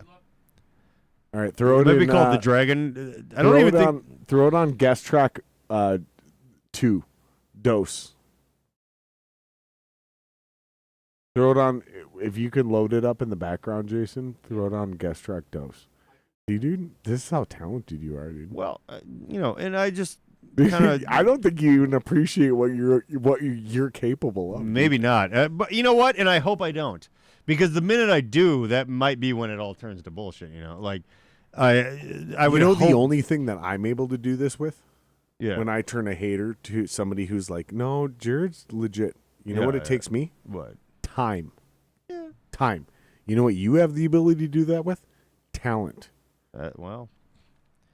I am the fucking sunrise that raises every day. Right. Like, here's the deal. Here's my stance. Give it 20 years. And you're going to be like, oh, that fucking Jared dude was on to some shit. Right. Okay, I see what he was saying. Your fucking ass. Oh, he only got one, he said. Your fucking ass, though. Your fucking ass will just, like, submit a track, and people are like, oh, shit, John was right. I mean, it's cool that it worked out like that and everything. I've always and maybe the said second this. one's not even like, the same up to snuff or whatever. We'll see. I've always said this, though, that love me or hate me when you first meet me, give me enough time, and everyone becomes a very good friend of mine. I think that's pretty reasonable. Was it Lyft? Damn it. Yeah. You know. Fuck. It's not auto-filling, though. Hold on. Maybe it was only meant to be one song, No, I got this. Hold on.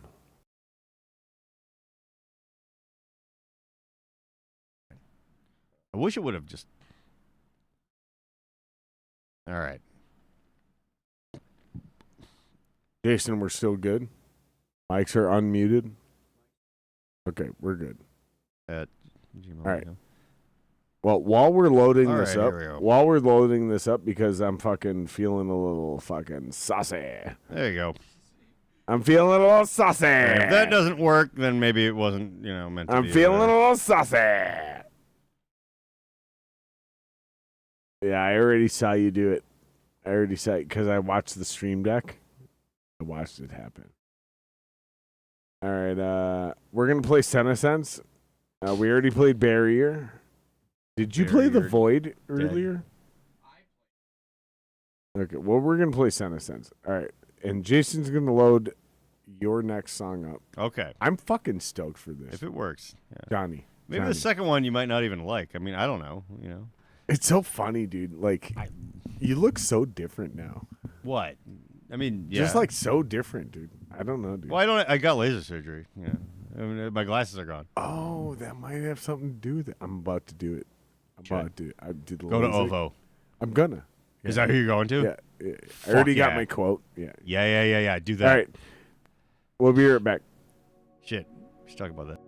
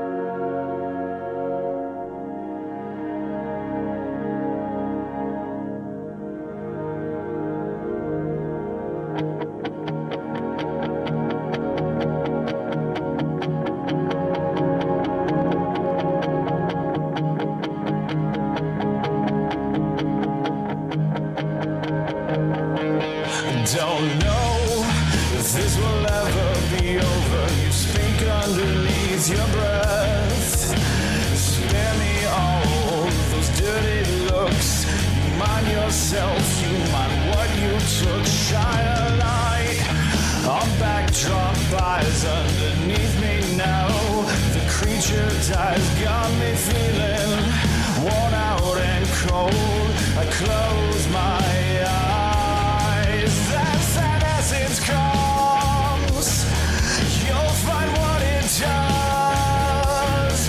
It will change me now. Well, it changes you. I intend to let you in, so cut into my skin, peel it back, then sew me up. Was the look worth the cut? One truth fracture another. It's echoing like a distant thunder. You see it before you hear. Whenever I am near, all the words that I said, they pull apart when you leave. You change me. You change me. You change me. You change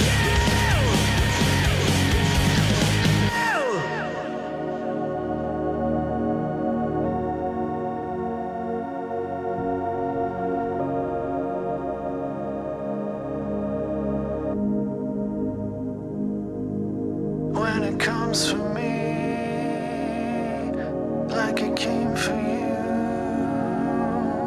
Well, I don't know what I will have to do. When it comes for me, like it came for you. Well, I don't know what I will have to do. When it comes for me, like it came for you. Well, I don't know what I will have to do.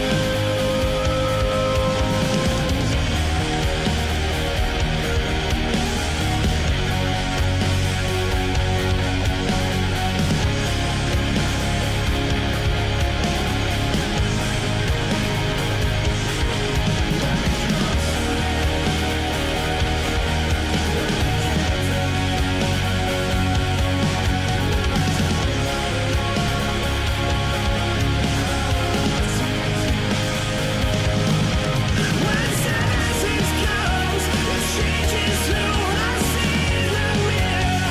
I'm looking around and I barely recognize you. Here we are, we're just falling apart. Got sadness inside, they barely see anyone. Oh God, what's left of me? 'Cause I'm just sloughing off. Cast these arms aside, we've had enough.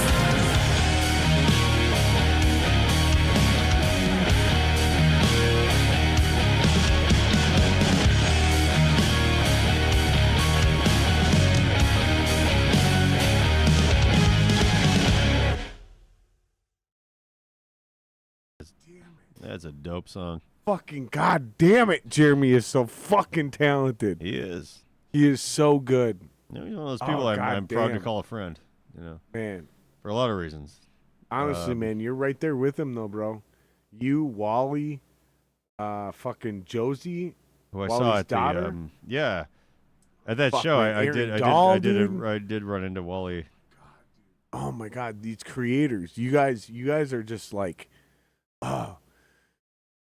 I can't describe how euphoric it is to be around people who can create brilliant fucking art, man. And just hanging out with you guys, doing podcasts, getting in your minds, dude. Oh, dude, it gets my blood pumping. As it should. You know? I happen to be a part of this project, but like, Yeah, and god Well- damn it, dude. It's so fucking, it's so great.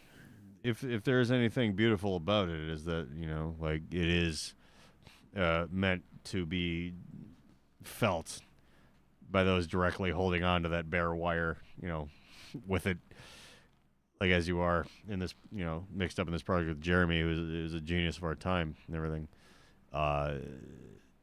It is really cool that's, something so, like, I feel it too, but it's touching for you and you're involved in it directly, which is really cool. But to bring it back to you, my guest, is you listen to a lot of this music. Yeah. Hung out with Jeremy. Yeah. And you and Jeremy have a direct connection. You and I have a direct connection. So it's like, this is what, like, dude, it makes me like feel like I'm like licking a battery.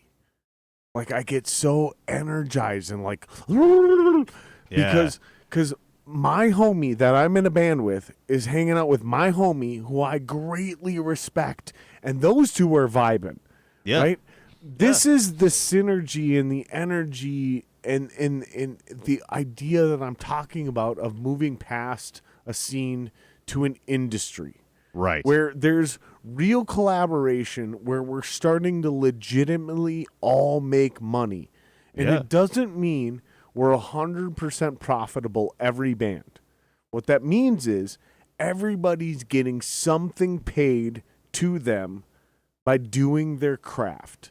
And it's a beautiful thing for me when I watch these things manifest, like you kind of talked about earlier. Right. But these are things I've been preaching since day one. Yeah. And I got a bad rap. I don't know if you know about this, homeboy, but I got a bad rap for about 2 years, maybe even 3 years, where I kept saying, no, I want to get paid. And everyone was like, oh, I'm just doing it because I love the music. And I was like, yeah, I love the music too, dude.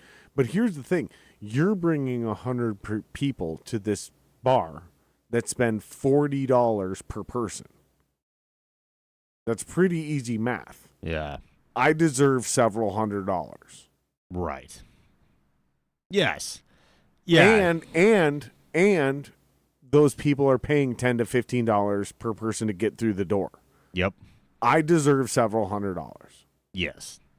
Yes, I'm in it for the music, which is why I did all this, which is why I spent several $1,000s on all this music. Well, gear. right. Either Like, wait a minute, bar owner.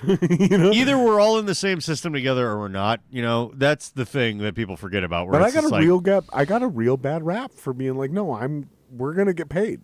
Well, and that's goofy of them because, like, the only reason I've been able to, until I started traveling around the world for fun on my own with my wife, I was able to do it with music is because we made sure we got paid.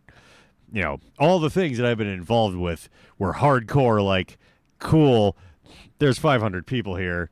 They paid a lot to get in. They drank a lot. Pay me several $100s. Yeah. Maybe or even a couple thousand. Yeah. And it's like, it's if not for, like, our presence, and, X would back me up on this or whatever, like, SME was one thing, but, him and I were in Blue Felix together. It was just like, dude, the only reason that this thing is this giant money-making boon is because we're here right now. It's like, you guys maybe could have booked something bigger, or maybe it would be an air guitar night where you would have made a fraction of the amount of money. The point is these metrics are coming from us being here with all the hard work that we've done. So we should obviously get, and so we were always very, fastidious about that. And it sucks that anybody gave you shit about that because, like, we were always really hardcore about that, and, like, kind of like nobody was like, oh, fuck them for wanting to get paid. They were like, oh yeah, of course, blah, blah, blah. It's like there's some venues that were shitty and weird, obviously, but, like, No, I'm like, not even talking about venues. I'm talking about the vibe in the town. Other bands and Here in this city. Yes. Where it's like, I'm going to bring you. Well, it's the beauty of leaving I'm on going to tour. bring you 200 to 250 people to your venue. They're going to spend an average of $40 per person. And you don't think we deserve to get paid? Yep, and that's bullshit. And then there's a huge. It's specifically in the metal scene. Specifically in the metal scene, This is the bucket of they're crabs, like, we're man. just here because we love the music, and I'm like, yeah, I get that, but you also deserve to get paid, bro. If you let me book your band, let me give you money. Yep. Because here's the deal. You're bringing people. Let me book you, and I will pay you to do the same thing you're already doing. Do you not like money? Yeah, but even if you don't like it, do you not need it to make everything keep happening? And that's the Worst case mechanism, scenario, you know? here's some drumsticks. Here's some guitar strings. Here's a blown speaker. Yep. Here's repairing the fucking Tolex. Whatever you want to justify. Yep. More T-shirts, stickers, fucking cool. All the whatever you things. want, bro. Yep. But dude, you deserve to get paid. Yep. And I don't care if you play death metal. Homie, If people we're showed up. giving you money. You brought people through the door. You deserve some of that money. I'm so infuriated with this idea that I'm just in it for the music. I'm cool, but that has somehow been turned into if you ask to get paid, you're a greedy capitalist. Yeah. No, bro, that's not. We are Bullshit. the product. All the talent. Yeah. The reason these people are in your bar tonight are because of our band. Yep. Otherwise, it's an empty box. Like, Doc, what are we talking about? Homie, no, we're not doing this. Well, we're not doing this. We're not. No. Yep. Give these people money. Yeah. And this is you mentioned Danny Z. A lot of people mentioned Danny Z on the podcast, and I will admit it. He just showed up in a newspaper in a foreign state. Oh no! Or wait, he was wanted, but it was in this state. Yeah. He's got a nasty little thing going again. By the way, $20. I don't think he's alive anymore.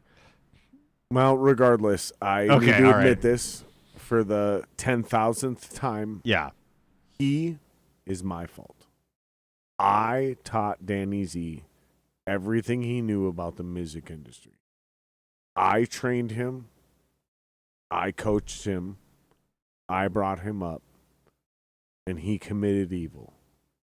Well, He has done nothing but shady and evil things ever since, including trying to become me when he tried to take my job in Dying Euphoria. Do you know about that story? I do, and I probably.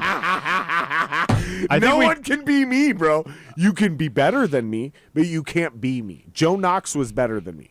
When Joe Knox joined Dying I've only Euphoria, pointed a loaded let me gun finish at this. two people. Let Okay, me- all let right, me- no, all right. When Joe Knox I probably shouldn't. when Joe Knox joined Dying Euphoria, Joe Knox was better than me. You know why he was better than me? Because he didn't try to be me. Yeah. You can't be me. Right. You can't replace me. You can't be better than me. You can only be yourself. Joe Knox was himself, and he was many echelons above me as a vocalist. Okay. Now, some people might criticize him as a front man. I don't want to hear it. I respect and love that man to the end of the earth. Joe Knox, significantly superior to me as a vocalist. Period. Danny Z, however, tried to replace me. He tried to be me. Right. And he fell on his fucking face. Well, I'm not that great. I'm not that He special. was a real but you can't be goofball. me.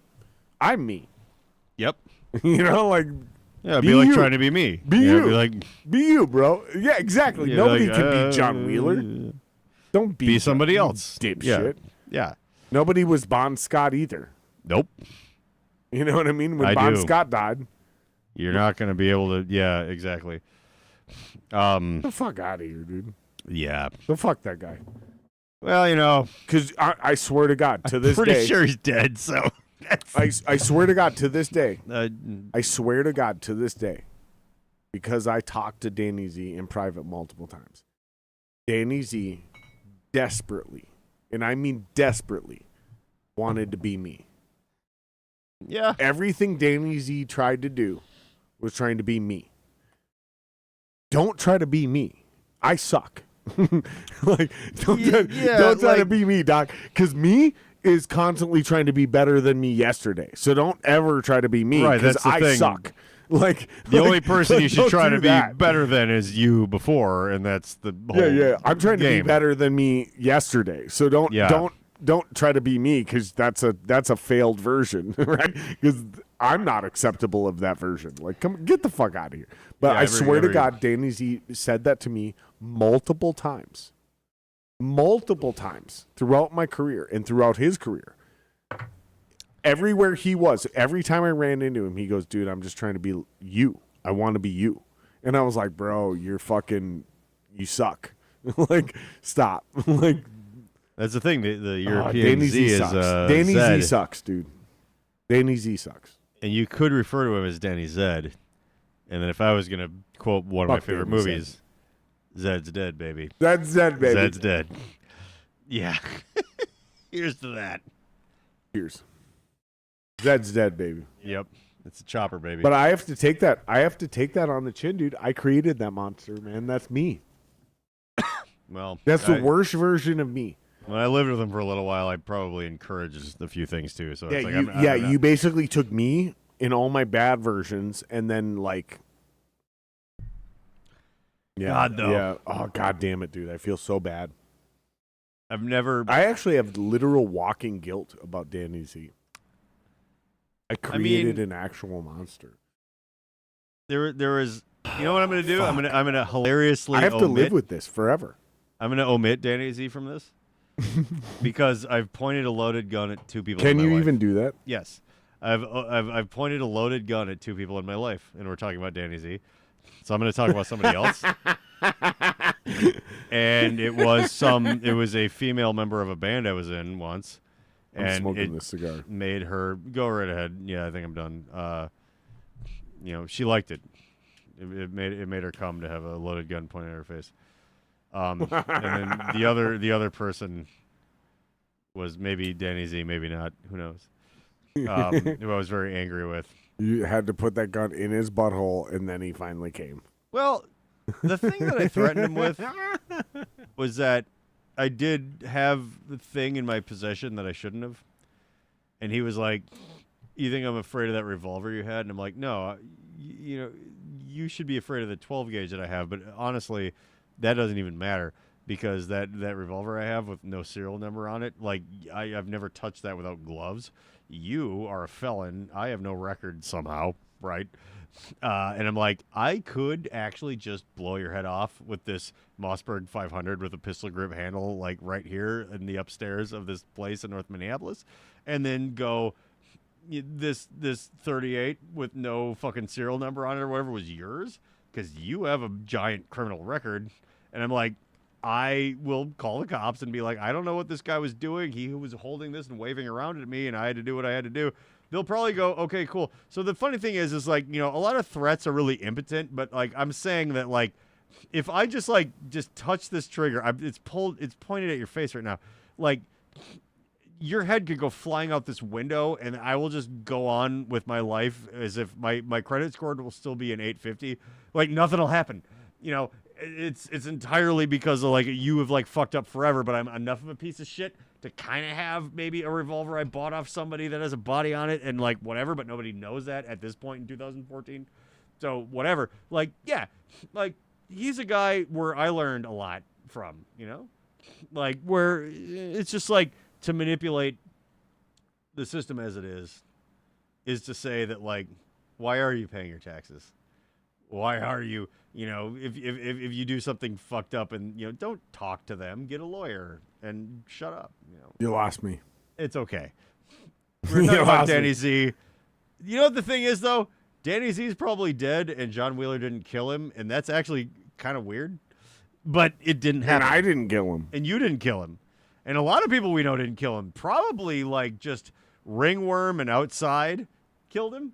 Like exposure, consumption, whatever it is, like that did eventually get him, and it wasn't us, and we can high five about that. I will say though, zombie apocalypse rules. If like the zombie apocalypse rules are in play, yeah, and I run across Danny Z, he's dead. Not only is he dead, I personally specifically have to. I hope you do. Because I created that monster, therefore I'm responsible. You got to put him down. I am responsible for this. You are, yes. And this is the guilt I walk with every day, and nobody will ever understand or respect this. I do. But dude, like all the bad things that Danny Z does, every time he makes news, dude, I feel personally responsible. Because if I wouldn't have done what I did to coach him up and teach him how things work, he would have never gained the power and the savvy. Because again, I'm smarter than most people. But he was inevitable. And I taught him a lot of no, he's not Thanos. He is not inevitable. Not like he's cool, but No, like he is not inevitable. He was not inevitable. Is gross. If I do not engage Danny Z does not become fact. Fair. Fair. This is the burden I must carry for the rest of all, and I'm talking actual crimes. Oh yeah, I know them. Horrific shit. I know. I know. That is my burden, Yes, and I accept it. but I do think. Which is why I have become a gatekeeper, and I am no longer willing to extend blind faith, loyalty, and endorsement. Which is why when Adam D comes on my podcast and he says he can run with after the burial, I'm like, nah, dog. Nah, dude, we're not doing this. I want to talk about that. Yeah, let's do it. You were right to say that. I got nothing. I have no respect for after the burial. I don't give a shit about that. You know, They're the Prince they're great. of metal, though. They're great. Who cares? But They're like the metal version of Prince, though. After the burial, there is no higher in metal in Minnesota. right, and metal in Minnesota to me is like going, here's $1,000 and it's Monopoly money. You know. But like know. I do think that you were right to say that shit to him. For sure. Because him being like, blah, blah, blah. Like, if you're coming from that perspective and you're like, hey, I think we could. No, that's silly. It's silly. Yeah, you're high. You're out of your mind. What? I'm saying you're right. I'm quoting myself oh. from that Yeah. podcast. Yeah. You can run with after the burial. You're high, dude. It was yeah. That's what I said. I The said you're people high. that are there for that kind of thing are not interested in a lukewarm, sputtery version of, And you shot that music video. Oh yeah. Well, they paid me. Well, and I'm not saying you did anything wrong. I'm saying like you know exactly the material that I was referencing that he was I talking do. about. I do. It was like, listen, man, like you guys might become something someday, but you shot yourself to the top of the mountain with zero respect for all the tiers that you need to climb. Yep. That's why I'm telling you, you're fucking high and you don't know what you're talking about, dude. Like, I'm sorry. It was ridiculous. You cannot run with after the burial. Yeah.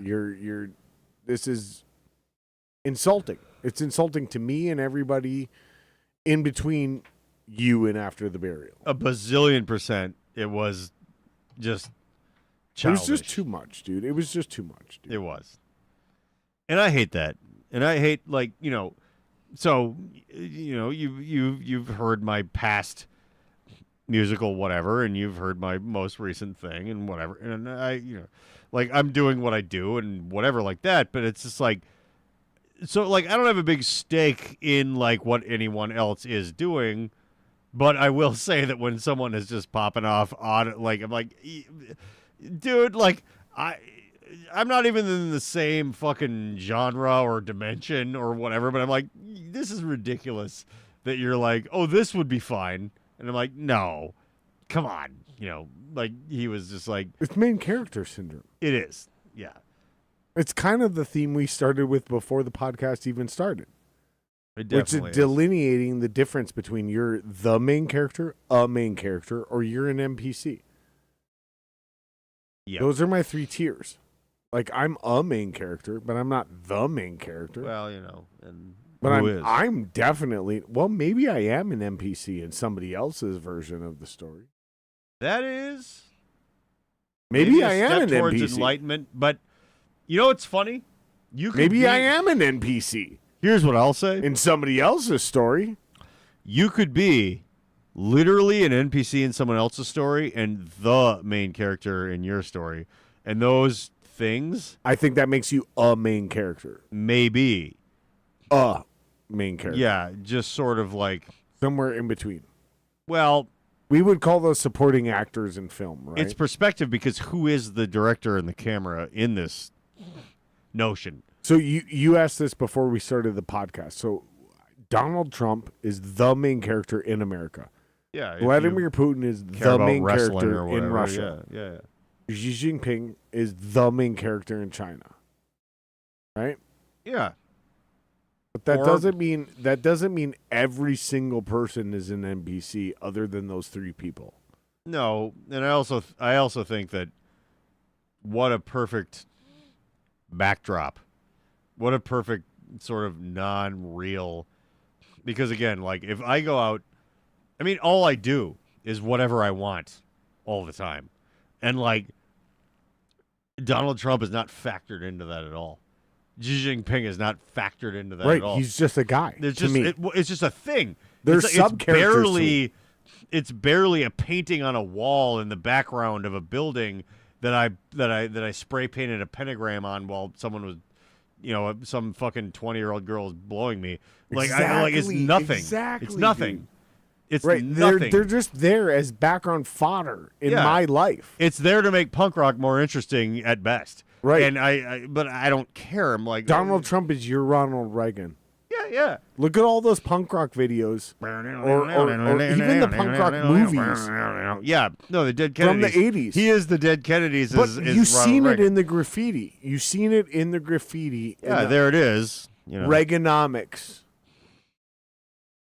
Yeah, it doesn't work, and we're still trying. But Reagan wasn't even the main character in those movies, no, in those stories. he was the reason the punk rock bands were interesting, but that was it. So you might be the main character, but you're still a main character, or you might even be Sure. a subplot to drive the story of somebody else's main character. I think So- that's all we are, though. I think that's ultimately what it boils down to. Like, we are all sort of main characters to someone else's main character, and the NPCs are the famous people. Right. The Elon Musk and the Donald Trumps and the Taylor Swifts are like, this is on my phone. This is on a square thing that doesn't matter at all. But maybe SMB inspired some weird kid to do something, and then maybe that weird kid inspired me to do my blues thing. So maybe we're all somewhere between a main character and the main character, and the NPCs are the famous people because it's like they're just, what are they going to come to our barbecue? They're just all background. They don't exist. They're just a thing for us to launch off of and go, fuck that. And it's like, hey, you going fuck that makes you a cool punk rocker. And then this chick, who is another main character, blows that guy. But that's it. And then the NPCs are like, oh, Taylor Swift is, Trump is, that's all imaginary. That's all background. They're no one. You know what I mean? You and me and the people that we have fun with and make music with, somewhere between A and the main character, all of that stuff. Vladimir, who the fuck is that? A You could shift James Bond villain on a movie on a VHS that I lit on fire and flushed down the toilet in 1995 when I was 15? They're nobody. Nothing. You, I, whatever. Whoever's watching this, yeah, we're the real people. The imaginary shit is Harvey Weinstein and Courtney Love. I could be the main Who character. cares? I could be a main character or the main character if the perspective is a guy who runs a stupid podcast that no one's ever heard of, who continues to, hey, you need a drummer? Hey, you need somebody to help promote your show? Hey, you need somebody to help fucking figure out how to launch your fucking And band or your project or your What's company? realer than that? Okay. Nothing. But here's the other thing. I could also be the NPC in your version of Grand Theft Auto, bro. I could be your Laszlo. Because it's funny that every once in a while I kind You of need drive a few smart blocks ass- south and yeah, right, hang out and do this podcast. right. It could be. But that's the thing. You and I have a way higher, odds of being real people than these big famous celebrities that we're never going to meet. It never will matter. Nothing. Here's know? what I think it ultimately boils down to is, do you or how much do you affect other people's lives? I believe through my experiences that based on the things I've actually accomplished, and I talked to you about this before we started the podcast with the riots and all the Yeah. ... Yeah. I can't be an NPC. I don't think you're an NPC It's at all. impossible for me to be an NPC. I don't even think that's on the table, though. You know what I mean? For me. No. You... Jason's not an NPC. No. Jason does too much. He's just the producer, right? If we're gonna try to minimize people, right? I'm just this random dude who does a stupid podcast that no one listens to. And then Jason's just the producer of this. But here's the thing. He can't even be an NPC. No. Because what he's done and affected, it's not. So what we're talking about NPCs is we're talking about those people who do nothing, who just exist in the world and bump into everybody at the intersection. Yeah. And they almost seemingly have repeatable lines. And that's the That's thing. the key. That's the key, bro, is these people seem to go in some sort of cubic or cyclical environment where they just bounce across. Oh, well, Matt, I don't think I can cut. Bring that back up. Hey, Jared, I might need a drummer. Dude, I probably can't cut it. I'm probably not good enough for your band, dude. Knowing you and knowing the circle you come from, Matt, I'm probably not good enough, dude. I'm more of a rock drummer because I come from a metal and hardcore background. So when I get into the rock sphere, everyone's like, this guy's dope. But as soon as I get into your sphere, I suck. So What is his sphere? he's in that fucking like real metal, the actual talented musician group. Oh. Which I could compete with if you're looking for like a metal frontman, like a Sure. like a Viscetti, you know, somebody who's got a brutal fucking voice. Because I had a great metal voice, and if you're looking for a frontman, yeah, I could do that. And I'll still to this day put myself right there. Literally, frontman. Right. We're not talking singer. We're not talking vocalist. Frontman. Just I zero shame. I will put myself immediately in that circle with David Lee Roth, Axl Rose. Sorry, Axel, yeah. Axl Rose. I don't know. I said Axel Van Rose. David Close Lee enough. Roth, Axl Rose, frontmen. You know, fucking Freddie Mercury. Like all. That's a big one. No, dude, I'm telling you. You put No, me in front of a crowd and I'm the lead singer. No one can do that job better than me. I'm not humble. That's fair. Yeah, I'm not whatever. humble. 0 people can do that job better than me, including you, John. Including you. That's fine. You're one of the greats. John Wheeler should be in that conversation with me. Also, you know who another guy? Vince Eberts. Vince Eberts Eberts is fucking great. Dude, when Vince Eberts is in his prime, which can still happen tomorrow. Oh, It yeah. also happened 5 years ago. It also happened 10 years ago. It can happen in a moment. When Vince Eberts is in his moment, Vince Eberts, one of the greatest frontmen of all time. Period. End of fucking story. kills it. By the way, Aaron Dahl. hang on. Aaron Dahl. Did we talk about this like real quick though? Like just pure comedy. Yes. Viscetti. Viscetti. Listen to me. I don't know Viscetti for shit, but I've watched him. Viscetti is one of the. You know who Viscetti reminds me of? Oh, James Hetfield. that's good. He's not running around on stage like me. You see what I'm saying? He's not No. Axl Rose. I do.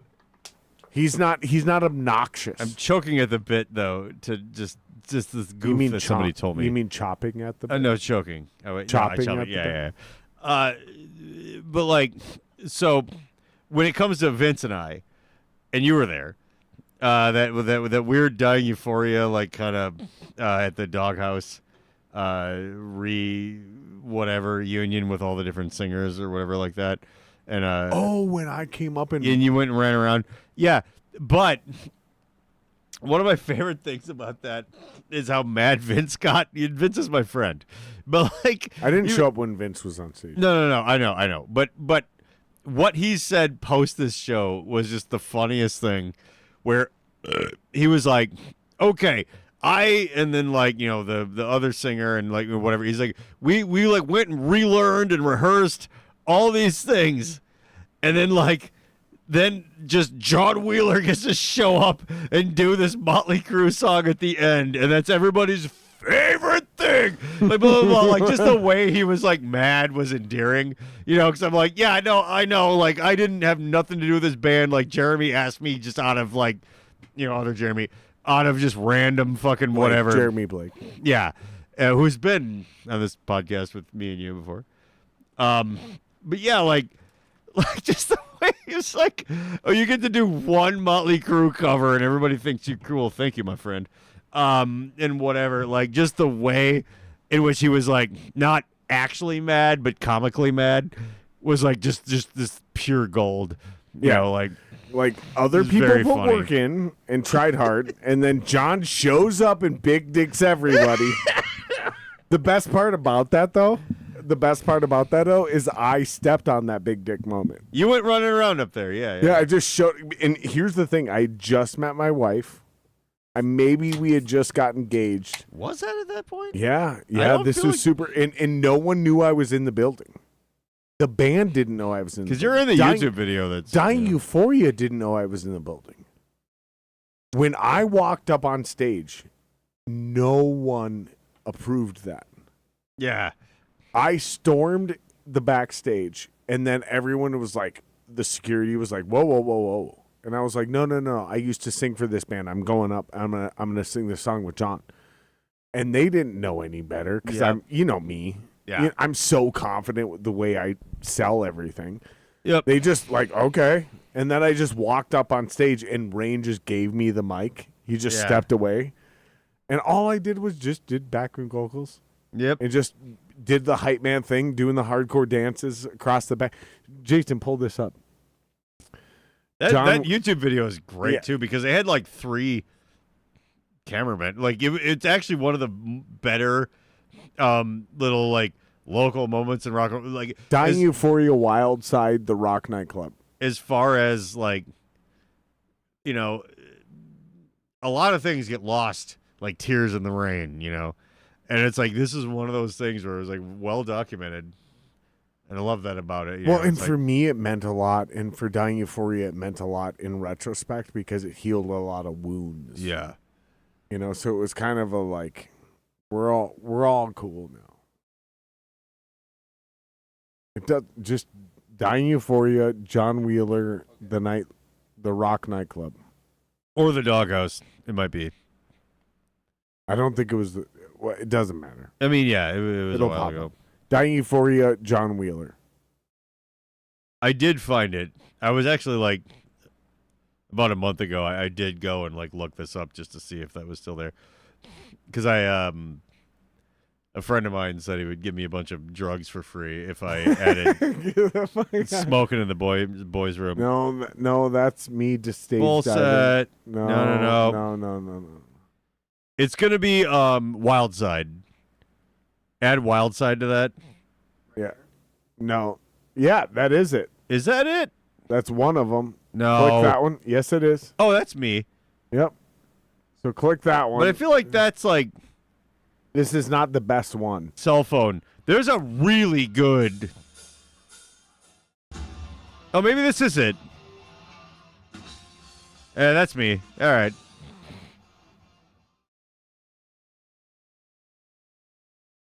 There's Lonick playing drums. Aaron Lonick, yeah. So I don't show up until way late. And I'm not invited. Oh, but by the way, That's John Wheeler right there. Jason, will you turn it down to the monitors, please?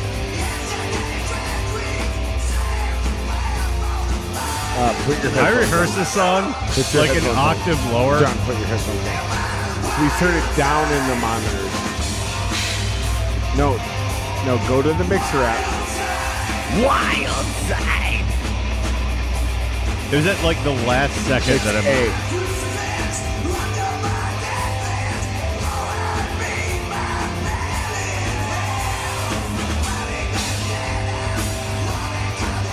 Come on, Jason, hurry up. Buddy. Joe Spanbauer flipped me off during this song.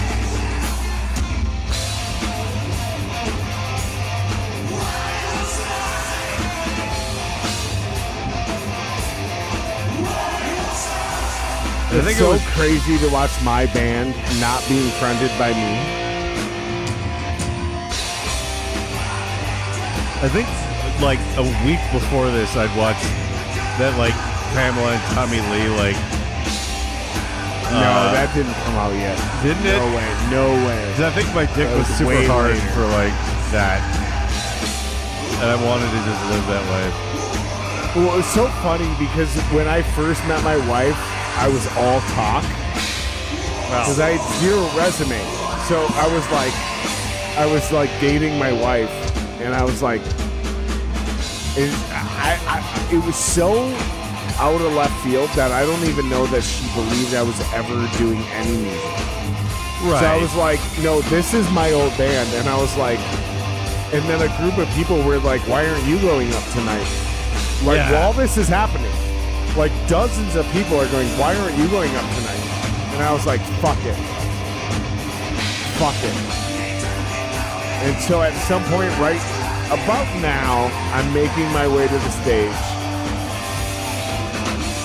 And then when Rain makes his way to the right side of the stage left. And at some point in time,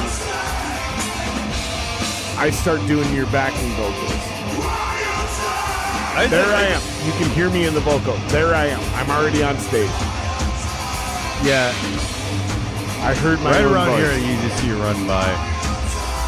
And the weird I thing can too hear is my like I'm already on that mic. when I was rehearsing this by myself, I was like, "Wild side." I was like doing it in my thing, and then I kind of started and was like, "This isn't right." And I'm like, "Wow!" Like I just like did it at the top There of I my. am. Yep. Yeah. So I'm already on stage at this point. There I am. Yep. And I'm just playing hype man at this point. Yeah. And that's why Rain's laughing his ass off, because he's like, where the fuck did Jared come from? No one knew I was coming up. I do love that there's like really, like at least like free camera cinematonic or, like record of this. And then I was doing Smoking in the Boys' Room, so my buddy was like, I'll give you an 8-ball of cocaine if you add that to the end. And then he did. It's so funny.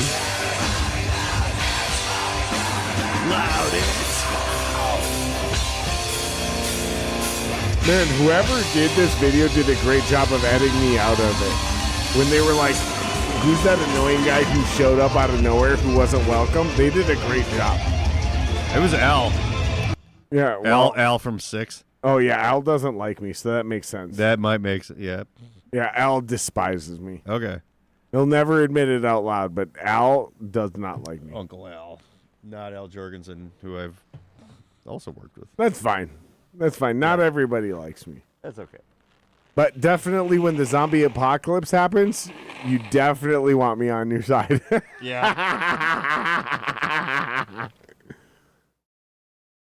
Oh, I'm so full of boogers. Well, let's play your other song, dude. All right, yeah. So this song, is it okay? Should be fine. It's all right if it doesn't work. You put it in the guest media too? All right, it is the same way I sent the other one is right. Okay. Go to main overhead. And I know that OBS is a You put it in 2? fickle.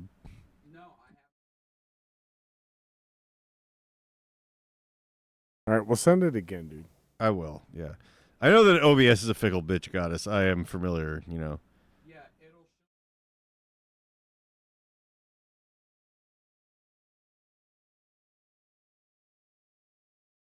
That's weird. Okay.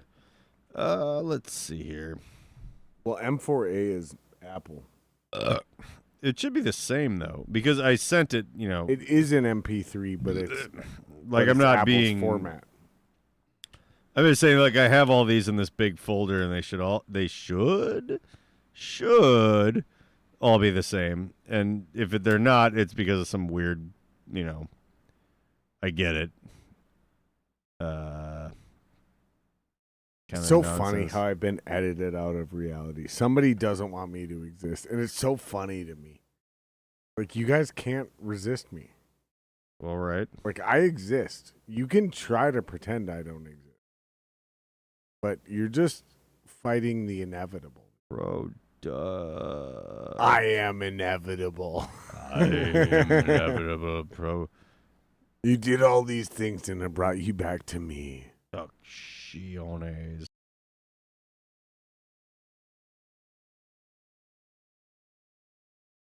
You can say it. I don't give a fuck.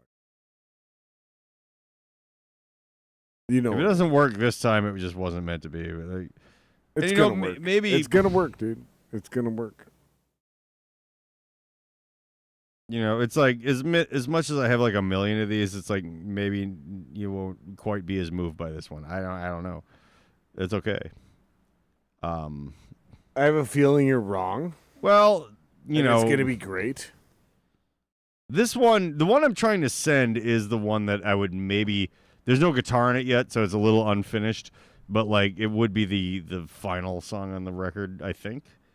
Oh, so you'd end your record with it? You mean This one, yeah, and maybe I don't know. the final chapter, so to speak? Yeah, with what I'm talking about, it kind of. This is the thing. There's always lyrically as far as the story, and then musically as far as what feels right as the story. They may not always be the same thing, but you hope you kind of get the right thing figured out. And if it doesn't work, it doesn't work. But Even if none of my opinions ever come to fruition for this, yeah, even if every single thing I say is completely thrown into the wastebasket, I wouldn't even give a fuck. I would love to be a part of some of these conversations with you. I would. Well, we could definitely do that. You throw me a paper towel real quick. Yeah. What? I was like, What, Jason? okay, Yeah. I don't Load it. An M4A should be fine.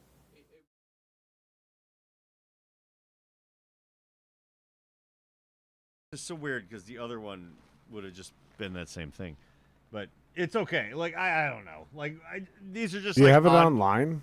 No, these are just on God my damn it. phone. So Jason, what you're No, gonna because have these to are like learn how. undone. So Jason, what you're gonna have to learn in the future is how to throw those into a converter, put those into an MP3.